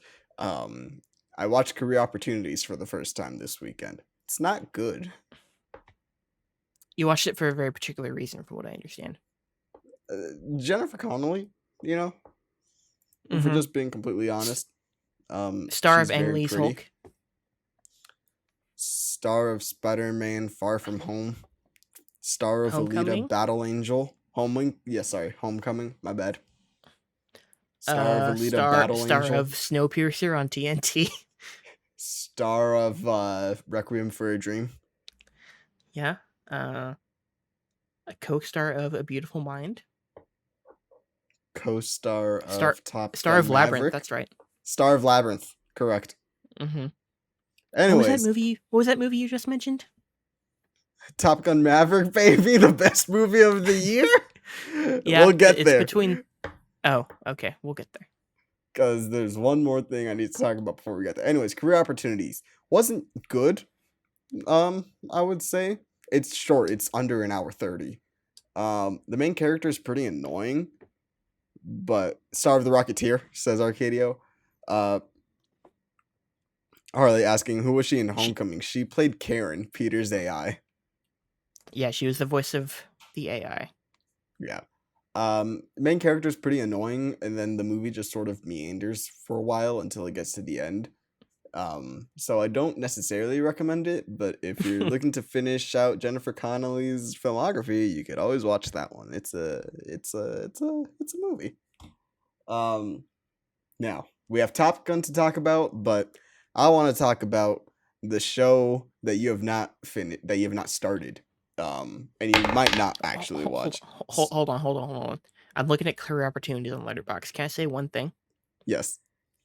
I'm looking at the poster. Mm-hmm. I thought for sure that was Mark Wahlberg on the poster. See, because you see Mark Wahlberg. When I watch him in the movies, I see a young Drake Bell, who's a pedophile, and we do not condone in any way, shape, or form. But he looks like a young Drake Bell. I kind of see it, even though he looks older there than Drake Bell still looks. Like specifically to me, but Amanda Show era Drake Bell reminds me of that main actor, who's also in School of Rock. Oh, is he? Yeah, I'll just send this image. Yes, he's the guy that shoves them away at the Battle of the Bands auditions because he's like, yeah, we have a lot of people, we're closed. And then Jack Black starts like, hey, listen, you're going to listen to the guys. So you sit down, you shut your mouth, you sit down in your chair, and you're going to love them. He's like, Sheila, call security. And he gets all mad. He's like, listen, I'm sorry about that. I just wanted to help them. You know, I volunteer over at St. Margarita's teaching the kids music. And I just, I told them that if they play one good show that they'll be able to get into Battle of the Bands. And he's like, what'd you do that for? It's like, I don't know. They're all dying. It's like, Jesus, what do they have? It's like, it's a rare blood disease called stick-it-to-the-man-iosis. He's like, never heard of it. He's like, you're lucky. And then they get into he's recounting the whole scene. Yes. Oh. I love Oh, there's something I know him from, actually. Oh boy, what is it? I know He's him Brett. from other things, but Yeah, this is mostly what I know him from. The two movies I've seen him in are School of Rock and Pulp Fiction. He's Brett in Pulp Fiction. He is the guy in the he apartment is in that Pulp Sam Fiction. Jackson monologues to. He's the guy who Yeah. he shoots at the end of that scene. He's eating the big kahuna burger. He gets Check out struck the down big upon brain with on great vengeance and Brett. furious anger. Yeah. Love Pulp Fiction. I That's know that's the most yes. film bro take I That's can the have, other but I one that I love Pulp remember Fiction. him from. I Yeah, didn't know that's that. the other one that I remember him from. Yeah. Just looking at the poster, which I had never looked at too closely, I always thought it was Mark Wahlberg in like the earliest role of his career. That's what I thought. That was how I got No, onto I that never. that tangent. Let's see. What else have I seen him in? That might be. Well, now I've seen him in 3 movies, but I think that's all of them. But he just has that face where it's like, I know that guy. Bro, has anyone ever Seen him told you in you look something. like this guy's brother? Was that a You super bad totally reference look that I like his couldn't brother. quite hear Yes. because you cut out for Yes. me? Yeah. You guys know a You, guy named Jamie. You totally look like you his totally brother. look like your brother. You totally look like his Yes. brother. Yes, that's the Oh, reference that's that I was Jimmy's brother, the guy, the singer. Sing a song for us, Jimmy's brother. making. I can recount the whole. I can recount all of Superbad just like you do with School of Rock. Yes. But yeah, that's what I watched. Now, let's get on to Stranger Things because Okay. Okay. I thought you were moving on to Top Gun. I have a couple TV shows I want to talk about before I yes, move go on to ahead. Top Gun. You'll talk about BCS. Sure, I will talk about BCS first. Better Call Saul just had its mid-season finale last week. The show is so fucking good, everybody. I cannot recommend the Breaking Bad Better Call Saul verse enough. If you have never watched these shows, like my co-host here, please watch them eventually. I don't like outright beg people to watch stuff too often. I'm never someone that's like, this was so powerful, you need to see this. But I would say if you love TV, if you love movies, just if you love this whole field, you should really watch those two shows. Particularly, in my opinion, Better Call Saul, because Breaking Bad is more exciting from episode to episode. It has more huge things happening at a more consistent rate. But Better Call Saul just nails characterization and subtlety so much for me that I just love this show. And shit is hitting the fan. We've got 6 episodes left before it ends, and pretty much before this whole universe ends, I think. Which that part makes me sad, but they're crescendoing at the perfect point. And so I'm starting a full rewatch of that series before the mid-season premiere, which I think is July 11th. So I've got a month and a half. I am almost through season 1. I've got to get through like 53, something like that. Like maybe 40, between 40 and 50 more episodes, I think, if I'm doing the math right. But yeah, I, again, cannot recommend Better Call Saul enough. Anyway, the other show I'm watching, which I should mention, this was not a show that I expected to be watching. But our friend Elena had a palooza last week in our Safari Zone. Basically, every week in our Discord, one person has a palooza, a different person each week, and each day they assign something for the group to listen to watch, just to experience in whatever way it's supposed to be experienced. I've never been an anime person, but they recommended Kill la Kill, which I have been watching on Netflix, and I am through 7 episodes of that show. I'm kind of loving that show. I've never really been into anime. I've never really given anything a shot beyond 1 episode, but I'm really enjoying this show. And it's gone from Netflix on June 14th. I have exactly 2 weeks to get through like 17 more episodes. And I think I'm going to do it because I'm really digging this show. Can I Harley asked recommend if they you watch announced a third Cowboy show. Bebop? Cowboy Bebop, I have that on the list. I think if I get into anime, it's going to be a 1-season anime that I look for, which Cowboy Bebop fits the bill. I'm not going to get into. Yes. That's usually my thing with TV. I don't want to get into something that I have Like, to don't invest get into a One lot Piece. into. I'm not going to get into Dragon Ball or Naruto or anything that has 5,000 episodes. I'm not going to do that either. Sure, but One Piece, just stay away from that. That's 1,000+ episodes. You do not need that in your life. You might like One Punch Man. At least season 1, I think, is on Netflix. But that might be one that you enjoy as well. That's a short one, but yeah. I mentioned Harley's comment a second ago. Yeah, Harley, you're asking about the Breaking Bad verse. As far as I know, this is it for that. We have El Camino, and we've got Better Call Saul. I don't think they have anything else major in the pipeline. I think they announced like a little animated short series. I don't remember what it was about. They announced a bunch of little animated spin-offs they were going to put on AMC Plus, but it's little cute stuff about our existing characters, I think, like people that are in Better Call Saul right now. Um, I don't think it's anything major. I don't think we have an actual regular show that's coming out. I think it's just a series of animated shorts. But I could be wrong. But I don't recall hearing anything about any huge new entry in the universe. Yeah. Sorry about that, guys, if you heard my mom come in and yell at me. I didn't. Okay. But yes, Better Call Saul is ending soon. And I hear you and friend of the show, Friend of the crew. Christian, talk about it all the time. And another Yeah. friend of mine, he really enjoys it. It's one of those that I'm sure once it's over, I'll start. Think I'm gonna finish Himium and then I'll start Breaking Bad. Yeah. And it's interesting because, like, Better Call Saul is a prequel, but it's also a sequel in some ways. And I don't know what I would recommend first. I think I'm usually the kind of person who just says watch stuff in release order. So I would still say start with Breaking Bad. Because A, they will have the Yeah, entirety of Breaking Bad. The entirety of Breaking Bad on Netflix, and AMC stuff always takes forever to go on Netflix, so the ending of Better it Call takes Saul like a might not be year. on there for a while. I was thinking it might not because the show is done, and usually they wait until the premiere of the next season to put a previous season on. So since the show's ending, they might put it on there quicker. That's my hope, because I think our friend Mhm. Pete also wants to get to it as quick as possible. And I mentioned that to him. I'm hoping they do it quicker than usual because they don't have another season to wait for, but who knows? Yeah, we'll see. Speaking of TV shows with seasons on Netflix, Stranger Go Things ahead. 4 Part 1 came out. Now, I am going to sound negative in this assessment of Part 1. However, overall, I did enjoy this season a lot. I think everything in Hawkins rocks. Actually genuinely love that storyline, and everything in Hawkins I think is really cool. Everything outside of Hawkins takes up so much time that it pads out the show to where you have quote unquote 7 episodes, but it's a total of like 9 or 10 hours of content to get through.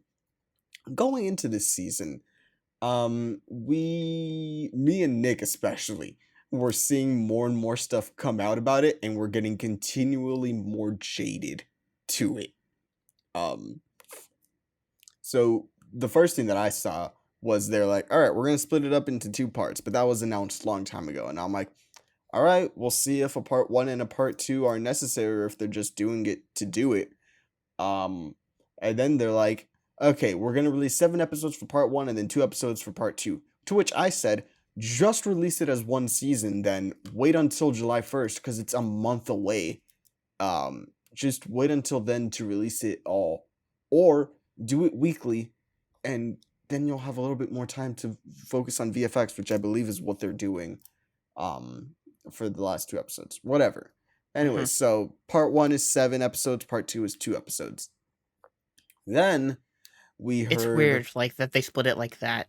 It's so bizarre. I don't, it is very bizarre, but you kind of, if you're gonna split it I think into it two, then it makes sense to have episode 7 be the end of that season, but it feels incomplete because there's two more mhm. things there. It's not like, say, like, it's not necessarily a direct comparison going Infinity War to Endgame, but there's a complete story there for a part 1 and then the part 2 being Endgame.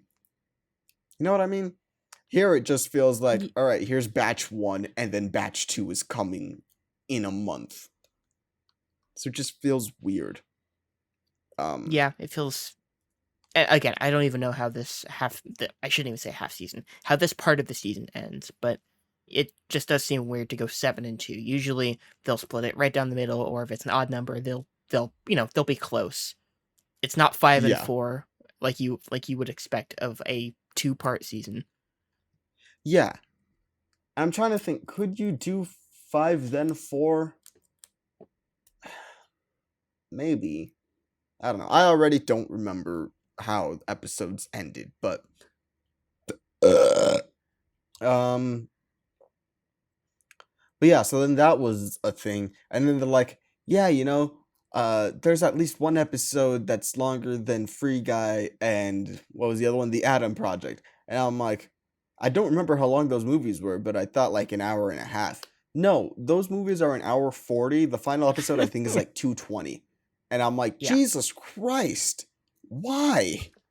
The Game hubris. That was the main thing Game going into the Game of season. Thrones at its most indulgent, I think, was like 80 something minutes at most. I think it was like that And too. everyone went crazy about how Game of Thrones had all these longer episodes, but like at its worst, it was never 220 for one episode. At that point, Yeah. just split your episode so you can just say you have more episodes. That's what I said. And then some people that You can aren't get aware are 3 like, oh, episodes out but of that. I know, but then some people that aren't aware of how that stuff works, like, oh, but the budget. And I'm like, the budget's the same. They just It applied doesn't it matter. differently. You can honestly, in general, I think you could probably cut a quarter. You could cut an entire subplot out of this season, in my opinion, Mm-hmm. which would be the Hopper and Russia stuff. You can cut that out entirely. It was not needed. It takes up so much time, and I hate when shows or movies do like they somehow survived this literally impossible to survive explosion or crash or something. I hate that to begin with. But then it Mm-hmm. doesn't go anywhere for the entire 7 episodes that you're there. There's not really character development for Hopper. Um it's I guess like very very very light spoilers, pretty much nothing, but nothing happens for Hopper necessarily. Joyce and Murray, which are the people that go to Russia or like that are on that subplot, they don't really have any development or moving anything about the story forward. It's just a completely separate story for Hopper, Joyce, and Murray, which are characters that I enjoy, but I don't know why they're included in this season to this extent. So I didn't like that Mm-hmm. to begin with. Then they introduced these bullies for the season. You remember how it had bullies and those bullies were so extreme? Those bullies were like slicing and stabbing people. Yeah. Yeah, so these bullies start an entire mutiny. They get the town to hunt down a child who they believe murdered someone because D&D is satanic. So we spend so Sure. much time with them plotting to hunt down this person. Um, so that wasn't needed, in my opinion.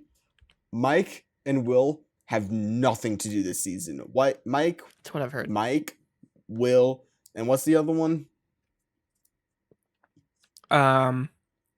Which one? I think The one that's dating Lucas. Nancy. No, the one that's dating Nancy. Oh. The Byers brother. Will's brother, Jonathan. Yes. Jonathan. Jonathan, Is it yes. Jonathan? Jonathan, Mike, and Will have nothing to do this season. Because Mm-hmm. the basic like setup is that Mike goes to California to see Eleven and Will and stuff, and then from there things happen where they get separated. The show is so disjointed. Everyone is It in sounds different like it. places to where it doesn't feel cohesive as a narrative at all. And that's my It sounds main like issue, is that it's so disjointed and scattered that each subplot takes up so much time that pad out these episodes when you can easily rework certain things to have these characters be together. For instance, I said it before and I'll say it again. Cut Hopper and Russia, let him have his death and have the characters grow from that. That is my opinion on that. So that then you have Murray and Joyce in Hawkins taking over the kids. Instead of having Mike go to Joyce is still in California, so whatever. Instead of having Mike go to California, have Elle and Will and Jonathan come to Hawkins to do that. That way they're all in one place together where they can go through the big bad of this season together as a group, because that was the beauty of season 1 of Stranger Things, was the camaraderie between everyone. And even season 3 of Stranger Things goes back to that, where they're together, they're as a group for the most part. There's tension between them, obviously, because they're like, oh, girls, and we broke up this, and now the friendship is getting a little bit disrupted because of different focuses and everything. But they were all still together, and it worked for me. Whereas here, there's 4 different subplots going on that they don't connect in a lot of ways, and it frustrates me. It seems, I mean, I shouldn't say as an outsider necessarily, because like I've seen the first 3 seasons of this show, Someone and I who was a big hasn't fan seen of the season yet, someone that's someone who just hasn't seen looking this at particular, the yes, yeah. who's like hearing certain stuff and just again kind of an outsider, at least as far as this particular season is concerned. As an outsider, it feels like they really,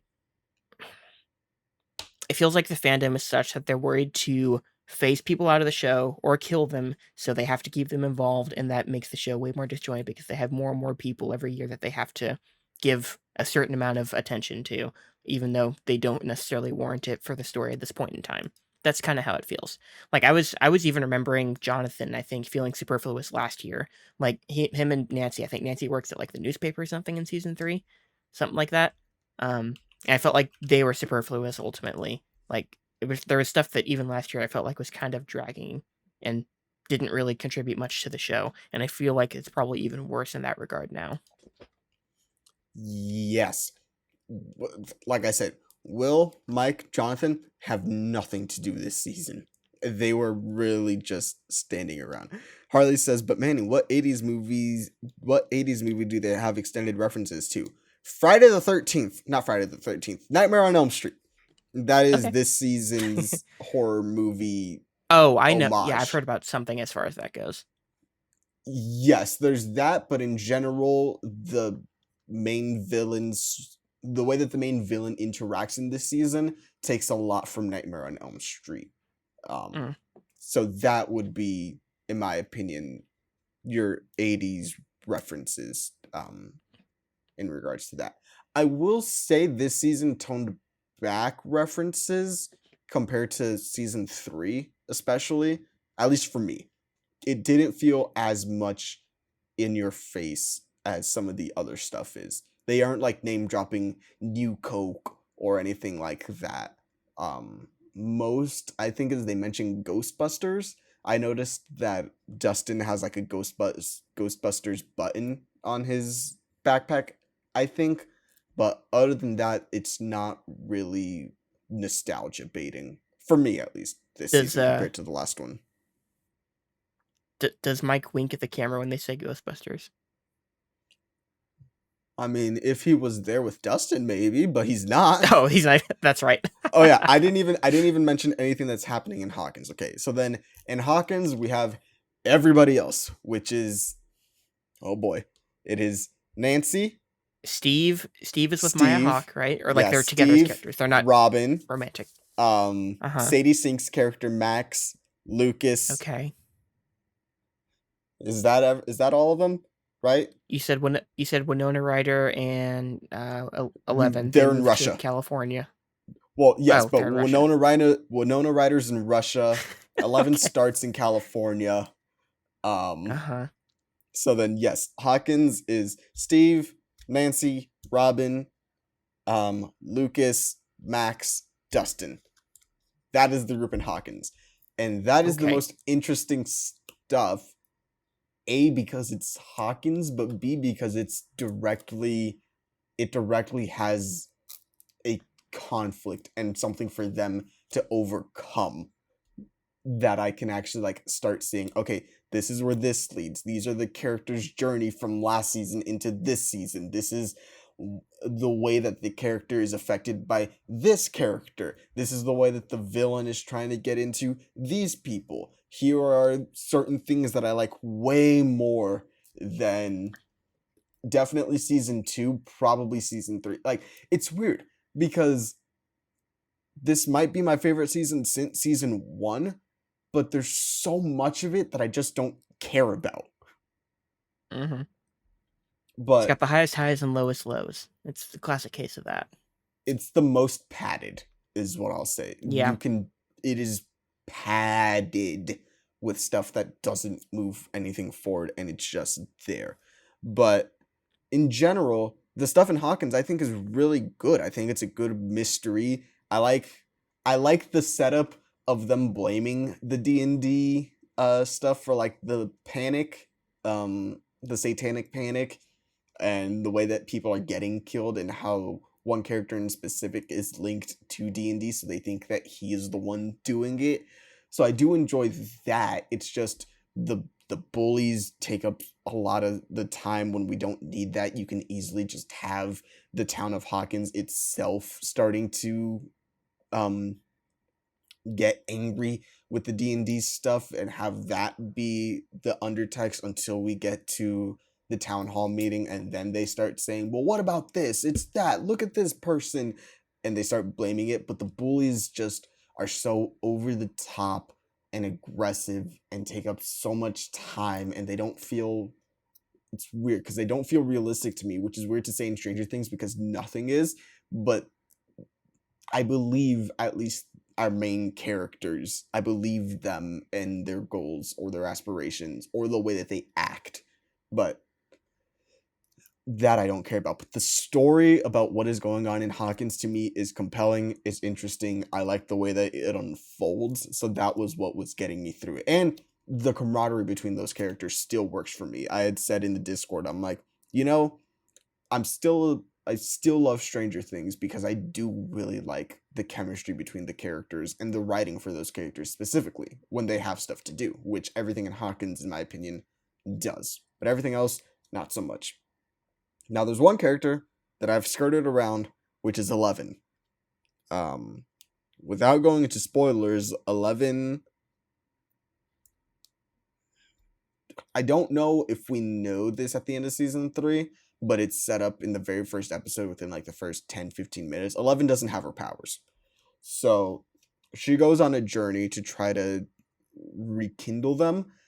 And that journey is interesting, but I think it's that thing again of it takes up so much. Oh, thank you for the subscription, Jay. He said, "Yo, not here for a long time tonight. We'll catch up on the pod soon." Trademark, but enjoy your Bezos dollars. Thank you. Hasbullah gives you the hello.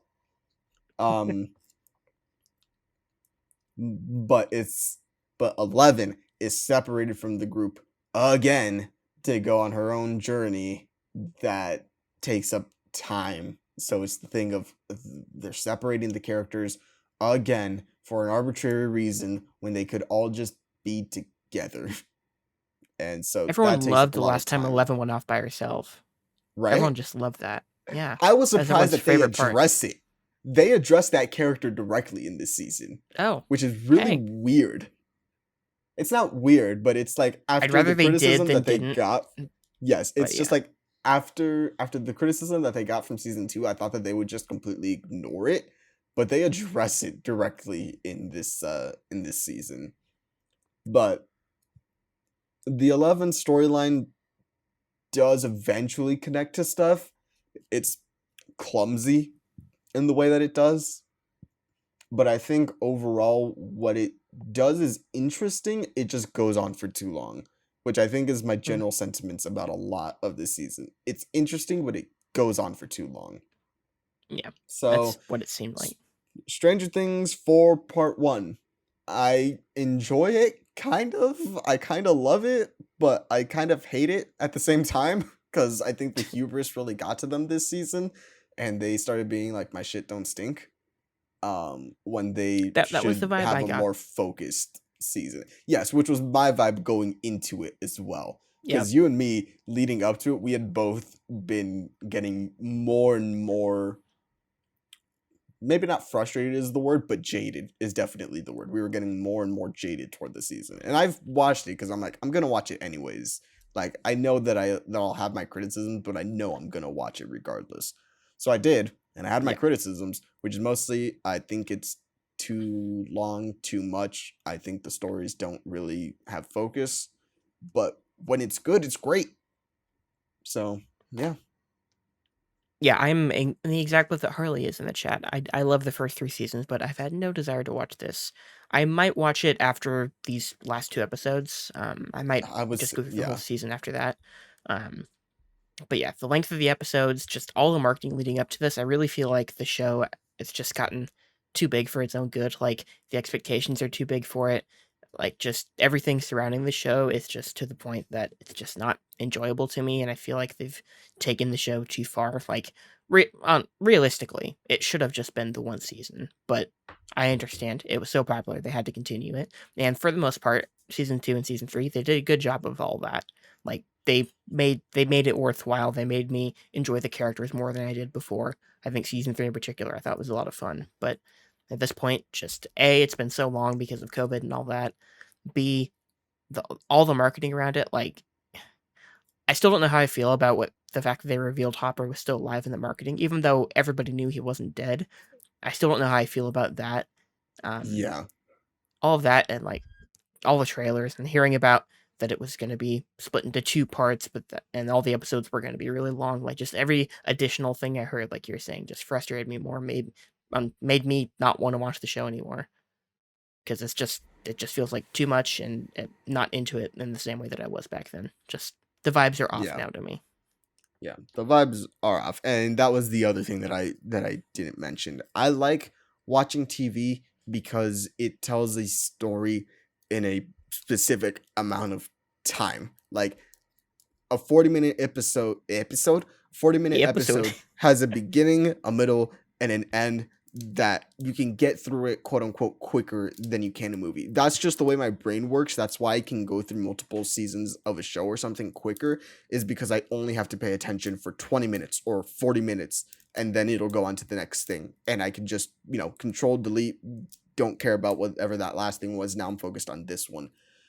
But here, because the episodes are an hour 15, an hour 20, it's like, okay, when is this gonna end? And it just drags so long to when I like watched the last four in on Monday. And I was like, all right, here's one, here's two. I'm gonna take a break after this. I watched, I think, like an episode of Barry. I got some food, and then I came back and watched the last two because I'm like, it's watching four movies, and people are like, oh my god, I love that, and I'm like, I don't. I watch TV for something quicker than a movie, um, and I'll do long movie days like that day when I watched 6 movies, but it's because I planned for that and it's something that I wanted to do, not because I'm trying to get to the end of this specific story. So Hmm. it's weird. Yeah, I don't. It feels like if I watched the show this past weekend, it feels like I would have done it out of obligation, and I don't want to watch this show or any show out of obligation. I want to actually watch Yes. it because I'm enjoying it and feel like I want to watch it. Season 3 I Yes. wanted to watch, and I watched it within like a 12-hour period, like because I Yeah, I wanted to did a watch it, similar and thing. I haven't felt that desire for this, and maybe I will after this season ends. Maybe I'll at least feel more It was inclined to worth give it a it. shot. Yeah. Yeah, but just as of now, I'm gonna just chill for this month. I'm gonna watch Better Call Saul. I'm gonna watch Kill la Kill. I'm gonna watch other movies. I'm just gonna wait, and then we'll see what happens. Yeah. But you know what is consistently good the entire runtime, and it's over 2 hours, but it's fucking incredible? Top Gun Godzilla? Maverick. No, not Godzilla. I mean, Godzilla vs. Kong is great, but that's not what we're talking about today. Today we're talking about Top Gun Maverick. Guys, Scientology works. Okay, now you got that clean. Okay, let's actually get to the topic. Top Gun Maverick. Going into this, I watched Top Gun a couple days before. It's fine. I kind of have the same sentiments that a lot of people have, where it's like it's not a fantastic movie in my opinion. It's good. It's vibes entirely. I like the relationship between Hmm. Goose and Maverick, so I buy into that to where I can buy into the end of the movie. Well, really the middle of the movie. What happens there? So I was able to buy into it enough, but it's not one where I'm necessarily gonna go back to it super often and watch it all the time. It's not as high adrenaline or high octane or anything like that some people might think it is based off of this movie. But Top Gun Maverick, oh my god, I want to go watch this movie at least another 2 times in the theater. Jesus Christ, this movie's incredible. I don't disagree. I have first off, I have pretty much the exact same experience with the first Top Gun as you. I watched it maybe a month ago, and Gave it 3 stars. It was kind of dull in the middle, but like all the flying stuff was really cool. Tony Scott knew how to direct action. Um, some of the stuff was really good. His relationships with Iceman and Goose were really fun. Couldn't have really cared less about the romance. All the iconic stuff was fun in that fun 80s way, but ultimately not a particularly memorable movie. But I knew I had to get it out of the way because I knew I wanted to go see Maverick either way. The marketing for this movie, I've never really thought it looked like too great. I was like, oh, that looks fun. Like, I'm sure they put a lot of good effort into the production. I'm sure Tom Cruise, I mean, he waited 35 years to make the movie. I'm sure he had, like, I always got the vibe that he legitimately just wanted to make this movie. It wasn't necessarily just a career move for him. I like it could have been at other points in his career. Like I generally got the vibe that he wanted to make this movie, which I appreciated. And I was always thought, yeah, looks good. I'll see it when it comes out. Um, I was not prepared for the excitement that was gonna be created for this movie in the couple weeks beforehand, and B, just how good this movie actually was. Like we hear a lot of hyperbole from the critics that we follow, the people that we followed in the past, and the stuff that we've watched before. Um, Everyone's saying that this should be nominated for Best Picture. I still don't think I can go. I don't think I I can can't join go them in that that. far. I can't join them in that battle. But my God, I had one of my favorite theater experiences. I think watching this movie, and that's with a family of teenagers a few seats down from me, whispering throughout the entire movie. That's how you know this movie was good, because I had a theater experience that was working against me. The sound coming from the screen was lower than it should have been. It was a little quiet, but I was able to work through that. I was able to work through the people whispering around me because the movie was genuinely enthralling and engaging in a way that I was not expecting. I got choked up probably 5 or 6 times throughout this movie, just at the most innocuous stuff. Like the opening scene, the opening credit sequence choked me up in a way that I wasn't expecting to for the dumbest reason, which you've seen it, you know, but like it I do. shouldn't have gotten me emotional, yet it did, even though I have no attachment to the original movie. I got choked up in the opening flight sequence the first time he goes flying. The swelling of the music and just the whole fun vibe of that entire sequence was like, God, this reminds me of what good big movies can be.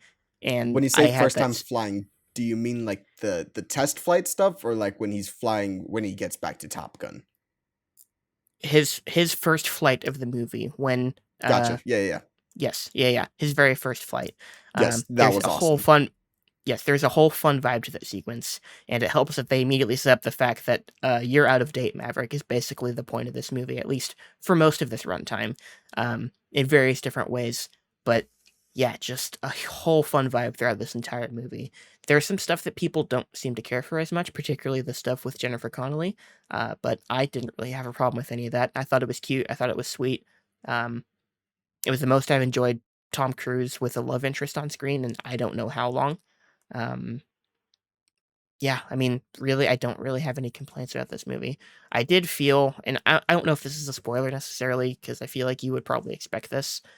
I don't know how long before I realized the fact that this movie was really just structured almost exactly like the first Top Gun.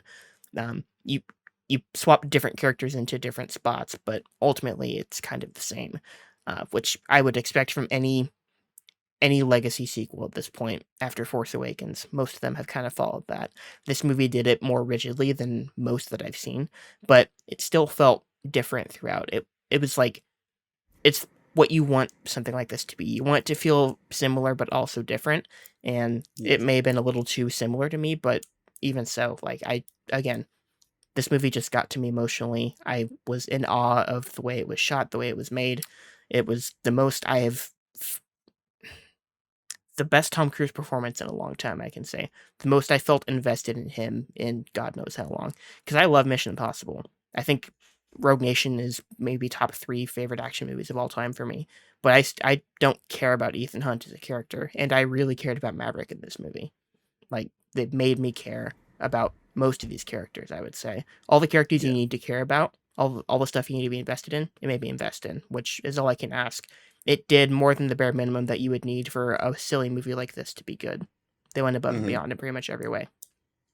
Yeah, that's like going off of that point. I think it is structured very similarly, but I think what it does better than the first one is the story and the character stuff because I feel like Maverick actually has a character and a character arc in this movie.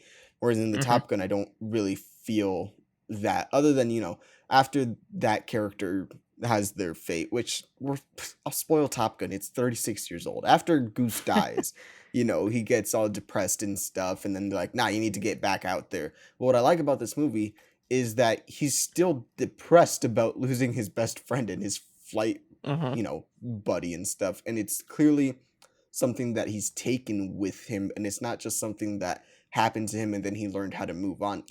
Everyone's telling him in this movie, you gotta move on, because he still hasn't from that experience. So I think that that's something that I liked about it, because it then carried into the way that he trained the recruits. Because a lot of it was, why did you let your buddy die? And it's like, well, I did this and that. It's like, it doesn't matter. They're dead. So, and like the part, and there are certain moments when they say, all right, now how are you going to deal with this situation? So I liked the way that it showed his character is trying to grow from that experience, because he was them. Um, so I did enjoy that. And I think that's where the movie shines, is specifically with Maverick, because his character Mhm. grew, especially from Yeah. that first movie to this one. You can see, oh, he's changed. Like, he has seen, obviously his best friend died, but from then, like, they ask him, why are you still here after 30 years? You could have easily been well distinguished. You could have been in politics at this point. And he's like, I just love flying. But you Mhm. see, in the first movie, he loves flying because he's good at it. In this one, he loves flying because it connects him to Goose and the It's memories all that he he had has. then. That's all that he has for that specific Mhm. time period. To where he doesn't even, well, to where the conflict between him and Rooster even reinforces that that whole idea and that whole motif throughout the entire movie. As for the rest of the characters, I felt more invested in them than I did in Top Gun 1, because really it was Mhm. Goose, Maverick, and Iceman That was it, yeah. in that first movie. Whereas this one, you have a couple others. Like, I liked Bob. Um, Mhm. Fanboy was okay. Hangman obviously is one of the main. He's, I guess, the Iceman of the movie, but He's not. absolutely the Iceman of this movie. Yeah, like, he would be the Iceman of this movie. But I did enjoy the way that all of those characters interacted with each other up until that point, to where you think, oh, this is gonna happen, but then something changes and you sort of start to have a couple things they're like, I wonder if this is gonna happen. But when they set something up, for it to pay off in the end, and you see growth within at least the cadets, you're like, okay, then it was cool. So as far as like the characters and stuff go, I did enjoy all of that. They obviously aren't ones that I'm gonna remember past a week, because I've Mhm. seen the movie now, but they worked for what the Yeah. movie was going for. The main relationship between Maverick, Rooster, and Goose, I would say that is what mattered most, and I think they executed those uh, elements very well. Yeah. Yeah, I would agree with you on that. All the characters, the supporting cast is, like, they just work to their rules really well. Not everyone is designed to handle a lot of dramatic heft, but whatever they're asked for, I think all the actors handle more than capably. I wouldn't say all these characters are memorable. I would agree with you on that, but they all are totally serviceable for this movie. They work extremely well within the context of this movie. Not everyone is designed to be super memorable, and a lot of these characters aren't, but they're fun for the movie, which is important. Because you need, again, we're talking about vibes earlier. You need the vibes to be right. You You need to do need get the a vibes. dynamic between these cadets, and the dynamic always shines through. I agree. You get I feel like you get a clear sense of how each cadet feels about each other and how they each feel towards Maverick, which is, again, all you can ask for. And I think how they feel about themselves, because Yes. because Bob and I forgot her name, but the two of them, they're kind of the more, I would say, like, we know we're good pilots, but we want to learn more, kind of like Hmm. cadets. And then you have Rooster, who's kind of just pissed at Maverick the entire movie, for reasons that they explain and stuff. So he's like wanting to prove himself as a good pilot. But then you have Hangman, who was just an ass the entire Yeah. movie. He literally, the first meeting, like the first briefing that they have when they introduce Maverick to all the cadets, he puts in a toothpick in his mouth, he smiles, and the camera holds on him frozen there for like a solid 5 seconds. I saw that and I'm like, oh my god, they He's really got such just a had him shit-eating grin in smile. this movie. Yes, Phoenix, that was her name. Yeah, her name's Phoenix. That's right. Richard with the correct comment. Yes. Yeah, Richard's right. Richard is right. If you're watching the Twitch stream, you'll know what he's saying. But, he is but yeah, correct. Glenn Powell was the standout in this movie to me. He was so good in this movie. Yeah. Now I know Other you than don't it care being- about this. Okay, go ahead. I said I know you don't care about this at all, but he kind of shot up to the top of my list of if they're casting Fantastic Four right now, get him to be Johnny Storm. You cannot fathom how little I care about this, but yes. I know you do not care about it, but at the same time, I'm like, if you're gonna cast someone, you can cast Chris Evans or you can cast Jacob Elordi, but to me, that is Johnny Storm personified, and you'll get a character arc out of him. But in general, I enjoyed Hangman and Rooster's relationship with each other. There wasn't as much gay in this movie. There's a little bit between them, but it was nowhere near the levels of, Goose and less overt Maverick. homoeroticism. Yes. Like, we don't even have a volleyball game. We have a football game. Everyone is still shirtless. They try and make that.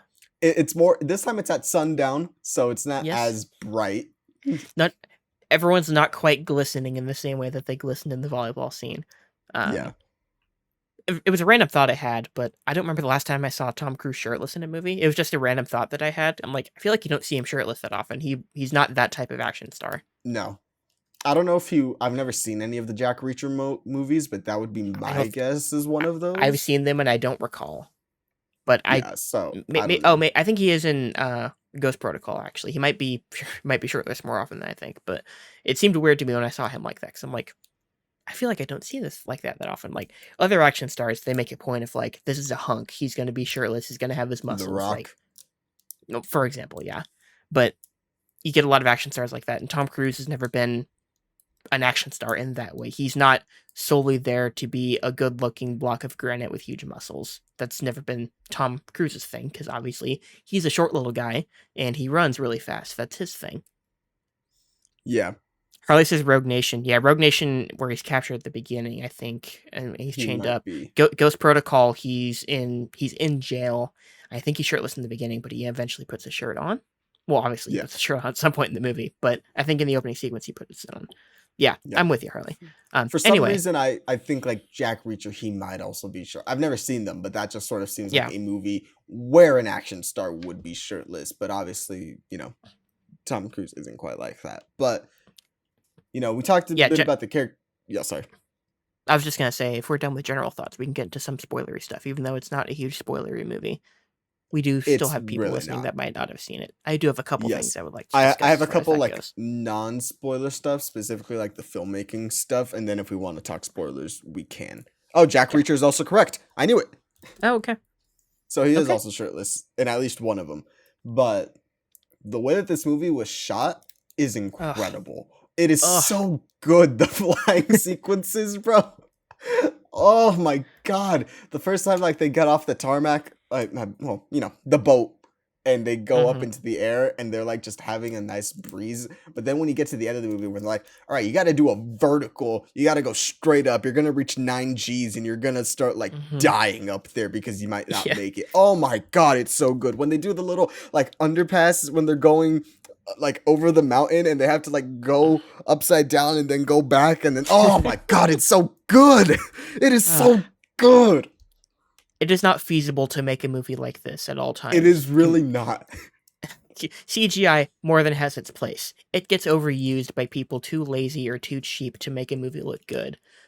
But Tom Cruise is not one of those people. Tom Cruise is a fucking maniac. He will get anyone to make a movie that is like the way he wants to make a movie, and he'll keep working with those guys. He's worked with the director of this before. He worked with him on Oblivion, I think. Chris McQuarrie. Yes. Yeah. was Yeah, no, working on Chris it? I thought it McQuarrie was. was involved in this movie. He produced and maybe wrote this movie. He does the Mission Impossibles Mm, now. yes, Anyway, he's got his people that he likes to work with, and they are just as crazy as him when it comes to production. And this movie was the prime example of that. This movie looks so fucking good. And again, it's not feasible to do this for every big movie, but if you can do it and you're crazy enough to do it, God, it's so rewarding at the end if you can make it work. And this movie made it work. it really is. Like, obviously, there are, things where you can't shoot this because it's fantastical or it's space or whatever. But if you ever try to do something in real life and you use CGI rather than doing what this movie did, I will never forgive you, because this movie did so much practically and it made such a difference to see everything just be that real. Like, obviously, if people are flying, then they'll might like push their chairs back, but in this movie, when people are flying, their face is getting smushed, their eyes are Hmm. squinting, they're feeling the G's, man. The G's in this movie, you feel them. Did you have Tom Cruise come up before the movie and say, hey, we're really Yes. excited that you're yes, we had the Yeah. exact same thing. You feel the G's in this movie, man. It is incredible. And obviously, like, you have the wide shots and everything, but just looking at those planes do those maneuvers, oh my God, it's so beautiful. It is Yep. fantastic. I cannot say enough nice things about the way this movie looks and feels. Me neither. It is awesome. The entire third act, I was on the edge of my seat, and I Uh-huh. was just like, oh my God, I feel alive. Did I send Yeah. the lowest clip? Yes, you did, I'm pretty sure. Where it's like me coming out of Top Gun Maverick. It's like, what Yeah. a rush. I feel so alive. That is how I Oh, yeah. felt. Like the way that you felt coming out of whatchamacallit, The Novice, that's how I felt coming out of this Uh-huh. movie. I'm like, Jesus Christ, I want to do something incredible right now. To be clear, that's also how I felt coming out of this movie as well. Yes. Oh, It man. just, oh my God, it feels Is this the good to have happiest this I've ever feeling sounded on coming the out of a podcast? movie. I don't know, Is this the maybe. happiest either of us have ever sounded on the show? I don't know, kinda. Maybe. Maybe. This movie I've had a is smile on my just face so the last 15 good. minutes.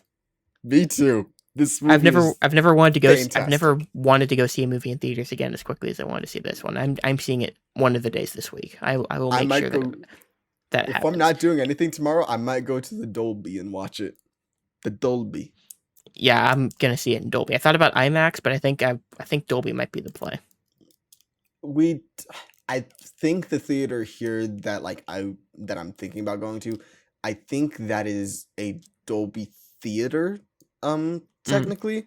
So that's the one that I'll most likely go see it in again. But this movie, fantastic. I never really felt the length. I did feel like the third act was going longer than I thought, but I was not complaining. I'm like, oh, this is longer than I thought it was gonna be, but in a good way, because it just keeps building on top of each other. It is so, it's incredible. Okay, now hear me out. This might be the big brain play as far as I'm concerned. I see it in Dolby, Yes, and then I see it a third time in IMAX. I think that is the correct play. Yes. This is the play, especially because I have AMC A-list now, and I'm paying $20 a month anyway. I might as well just go see this movie as many times as I want. Yes. Because there's nothing else coming out in the next couple weeks that I give a single fuck about.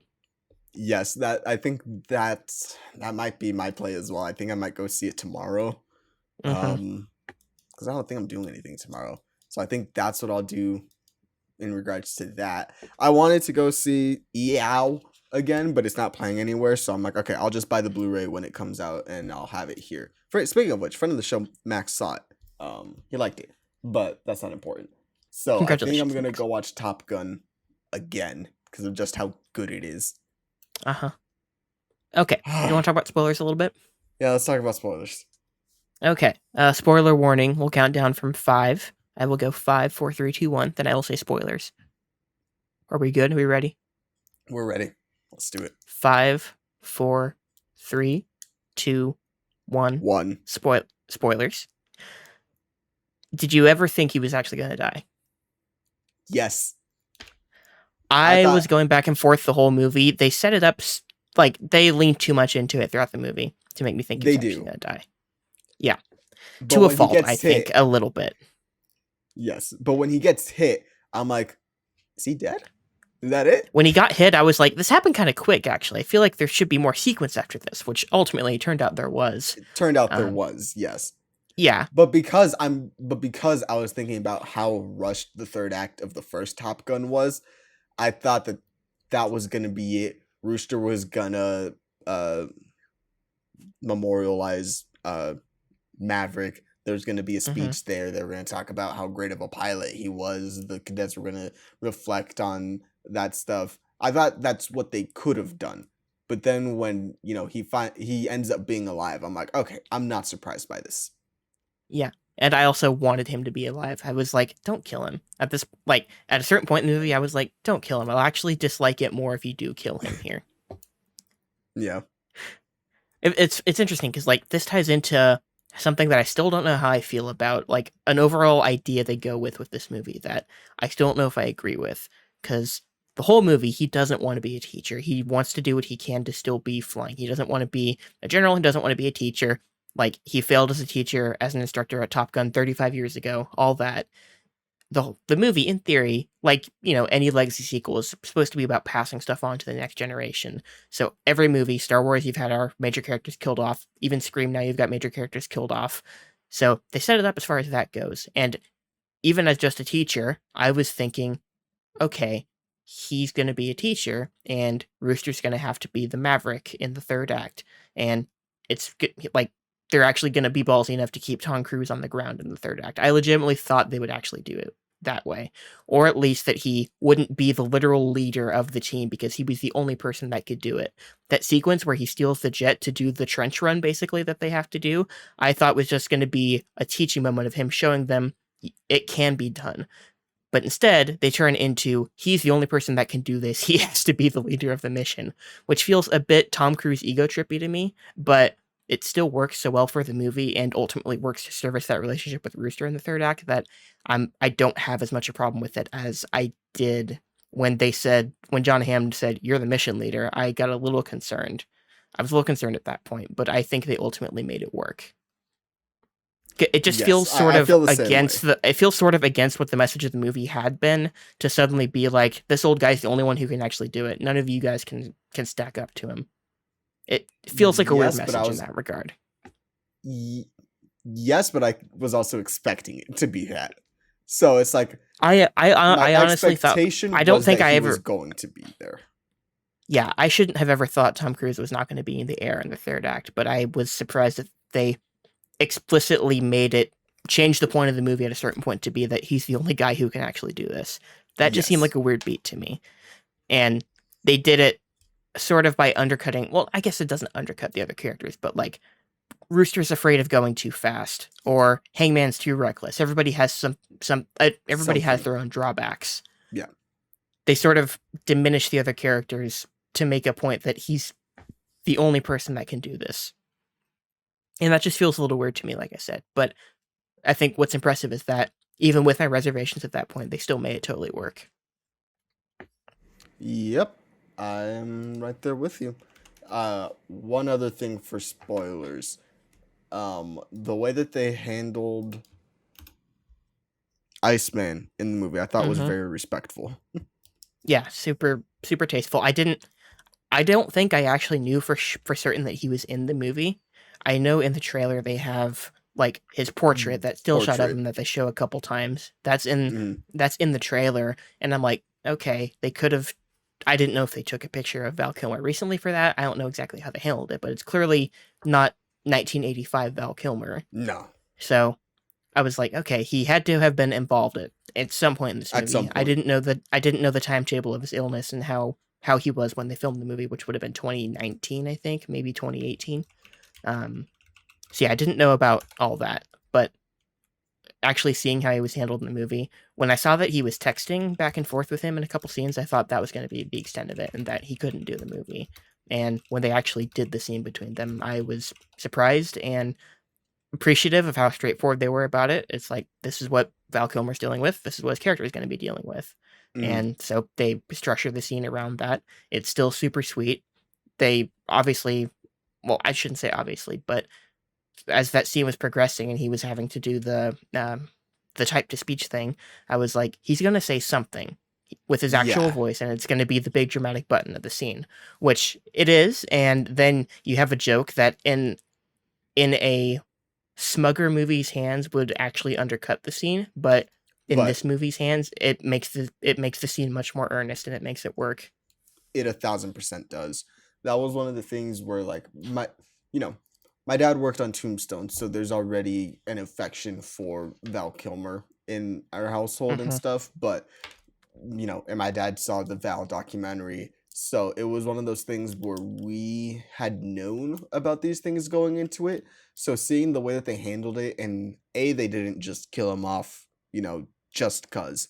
Um, but B, I feel like they more so than someone that's like, all right, we're gonna give you a cameo in the movie, because you're here. Like, let's say like Lando in Rise of Skywalker, terrible movie, right? Hmm. This one felt like, how would you like to be honored in this movie? And I felt it was way more of, let's work with you through this so that we can get you in here with something that means not only a legacy for the movie, but for your character, and I think overall for his career, because Kilmer doesn't Hmm. do a whole lot of stuff now because of his Yeah, you can't. surgery that he got, where he can't, like, his speaking, he can't really do it anymore. Um, I believe he has a text to speech thing that he does Hmm. for his voice, or he will sound like how he sounded in the movie. Yeah, Um, but to me, this was just like, you're my I don't want to say like, you're my friend, I want to honor you, but we want to honor you in a way that's meaningful for this character and for yourself, because you mean yeah, so much to us. And that's really what I got from this movie in general, was that it wasn't just, hey, we're going to do a sequel to Top Gun. It was, we're going to do a sequel to these characters and these actors that we love. And it yeah, worked for me. I started getting choked up during that part, because I'm like, ooh, they, like, not like ooh, but like, ah, they went there and they addressed it, and they didn't try to hide it or anything. hmm, They showed it.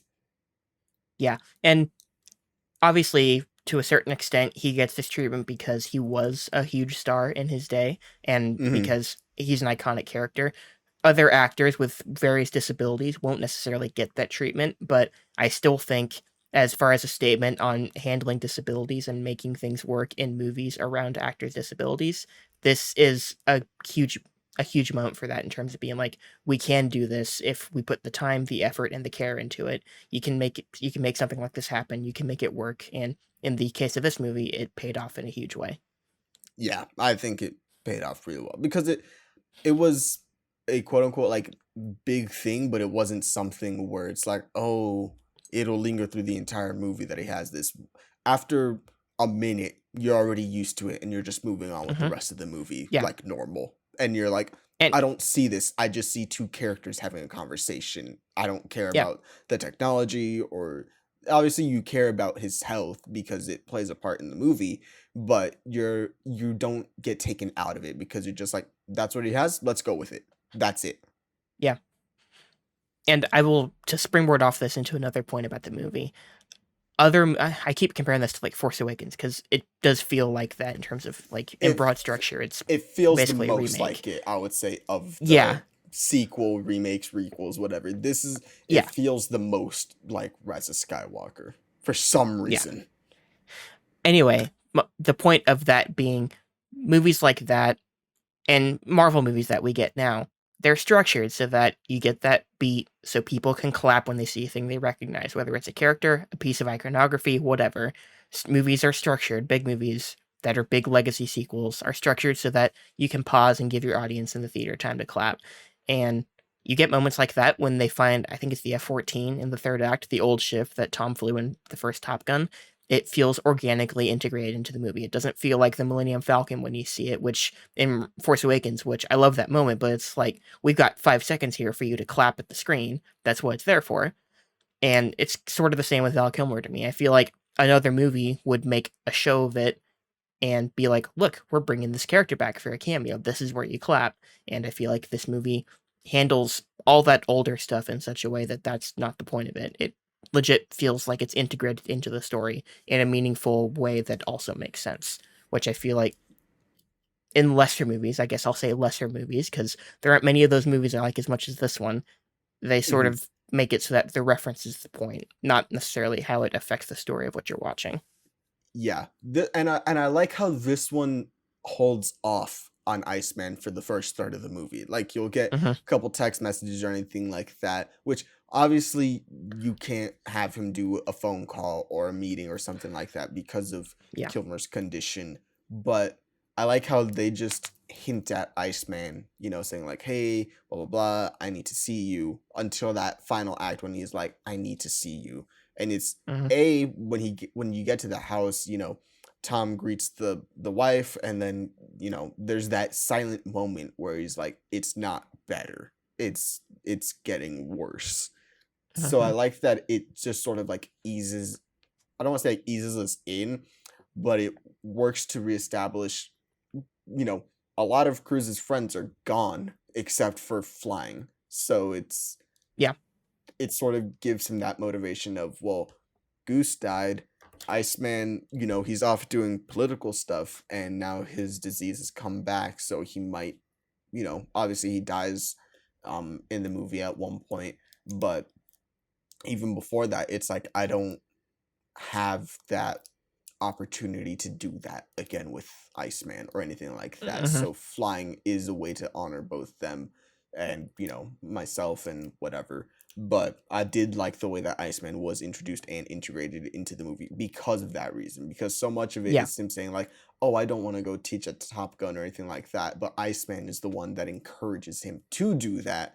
And so I did like his role in the movie in that sense. And, going off of what you were saying, I completely agree with that. I was trying to think if there anything else spoiler-wise that I didn't touch on. I don't really think there is. We didn't really talk about too much about his relationship with Jennifer Connelly. I did say There's I really think it's nothing really there. sweet. Yeah, Yeah, I think it's it's sweet. sweet and it's cute. It serves its purpose well. I think. I mean, Tom's always weird on screen romantically to me, but I still think they have decent enough chemistry that it works. Yes, I will never take Jennifer Connelly. Well, I'll never complain about Jennifer Connelly in a movie. That's what it is. Yeah, There she you doesn't go. really have a whole lot to do other than just being like, Yeah. "Hey, go fly that plane. Go do Hmm. that thing. You'll be back out there." So it's kind of like, okay, maybe we didn't need you here, but it was fine. It didn't take away anything for me. I'm just like, all right, it's a relationship for them to have in Yeah. the movie. Yeah. Again, But I thought it was sweet, and I think if nothing else, it represents like this is what your life can be after you're done. Because the movie makes it yes, explicit, like either way, whether he's on the mission or he's just a teacher, he's done after this. So you've got to have something. You've got to have something in your life to fall back on after that. You've got to have something to live for, basically. And he finds that, so it serves its purpose in that regard. So I'm okay with all that. yeah, I'm fine with that as well.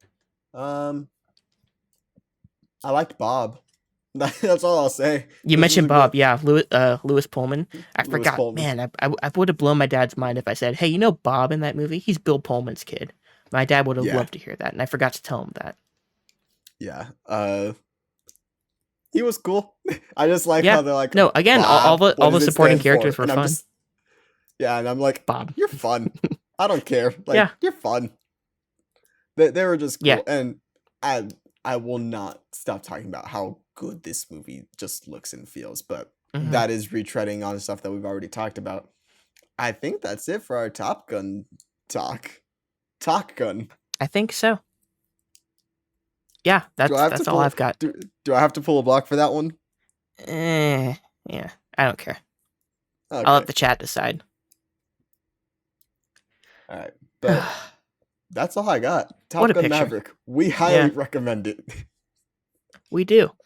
Love that thing. It Love that it thing. might be my favorite of the year so far. It It's that or it RRR for might me. I'm be. leaning toward this probably. I'll watch this one more for sure. Yeah, I'll watch this one more. Like because, me it's this or Yao. So, it's close between the two of them for me personally. For different reasons, of course, but Yeah. those are two Yeah, movies that I I didn't loved. sorry, go ahead. No.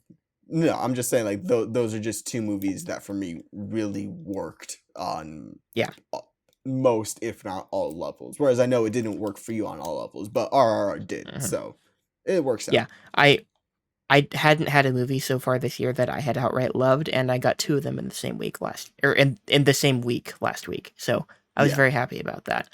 Yeah, this year's Yes. looking a It's little dry always as far good. as that goes. Hopefully, the small movies that we don't know about yet really hit in the second half of the year, because the big stuff, I don't think anything's going to top Top Gun this year. I don't think anything's gonna top Top Gun either. So far, this is just, oh, it's so good. I don't Yeah, find myself wanting to rewatch a movie as much as this one.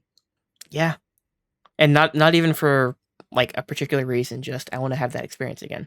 It's not like I'm Yeah. going back for a specific scene. It's not like there's something that really moved me that I want to experience again. It's just the whole package, like start to finish. I want to see it on a bigger screen with ridiculous sound, because I saw it on a regular screen and it was kind of quiet. So that's what I want. That's my first step, is to see it with stupid sound. That's what I want. Yeah, I'm with you. I'm right there with you, man. But guys, that's pretty much our episode. I think this is a good length and a good place to stop it. So that's what we're gonna Yeah, do. I enjoyed all the combos we had. Me too. This was a good episode. This was a good episode. I was feeling it this episode. Had a lot of fun stuff to talk about. Some weeks I don't have this much stuff that I actually want to talk about, but we had a lot of Yeah. good stuff this week. Yes. Like I said, I wanted to not pilot. I wanted to aggregate the stuff so that we can have a Yeah. big, good episode. We could do an episode every week where we're just shooting this shit. I'm not opposed to that, especially while you're home for the summer. But Yes. if we want to actually get into some topics, then sometimes we gotta wait for stuff to happen. All the stuff Yeah. happened in the last week or so. We'll probably have another episode in the next 2 weeks or so. But yeah, that's gonna be it for us tonight, guys. Yeah, don't know what our next commentary is going to be. If you guys have an idea in there, put it in the chat or talk to us in Discord.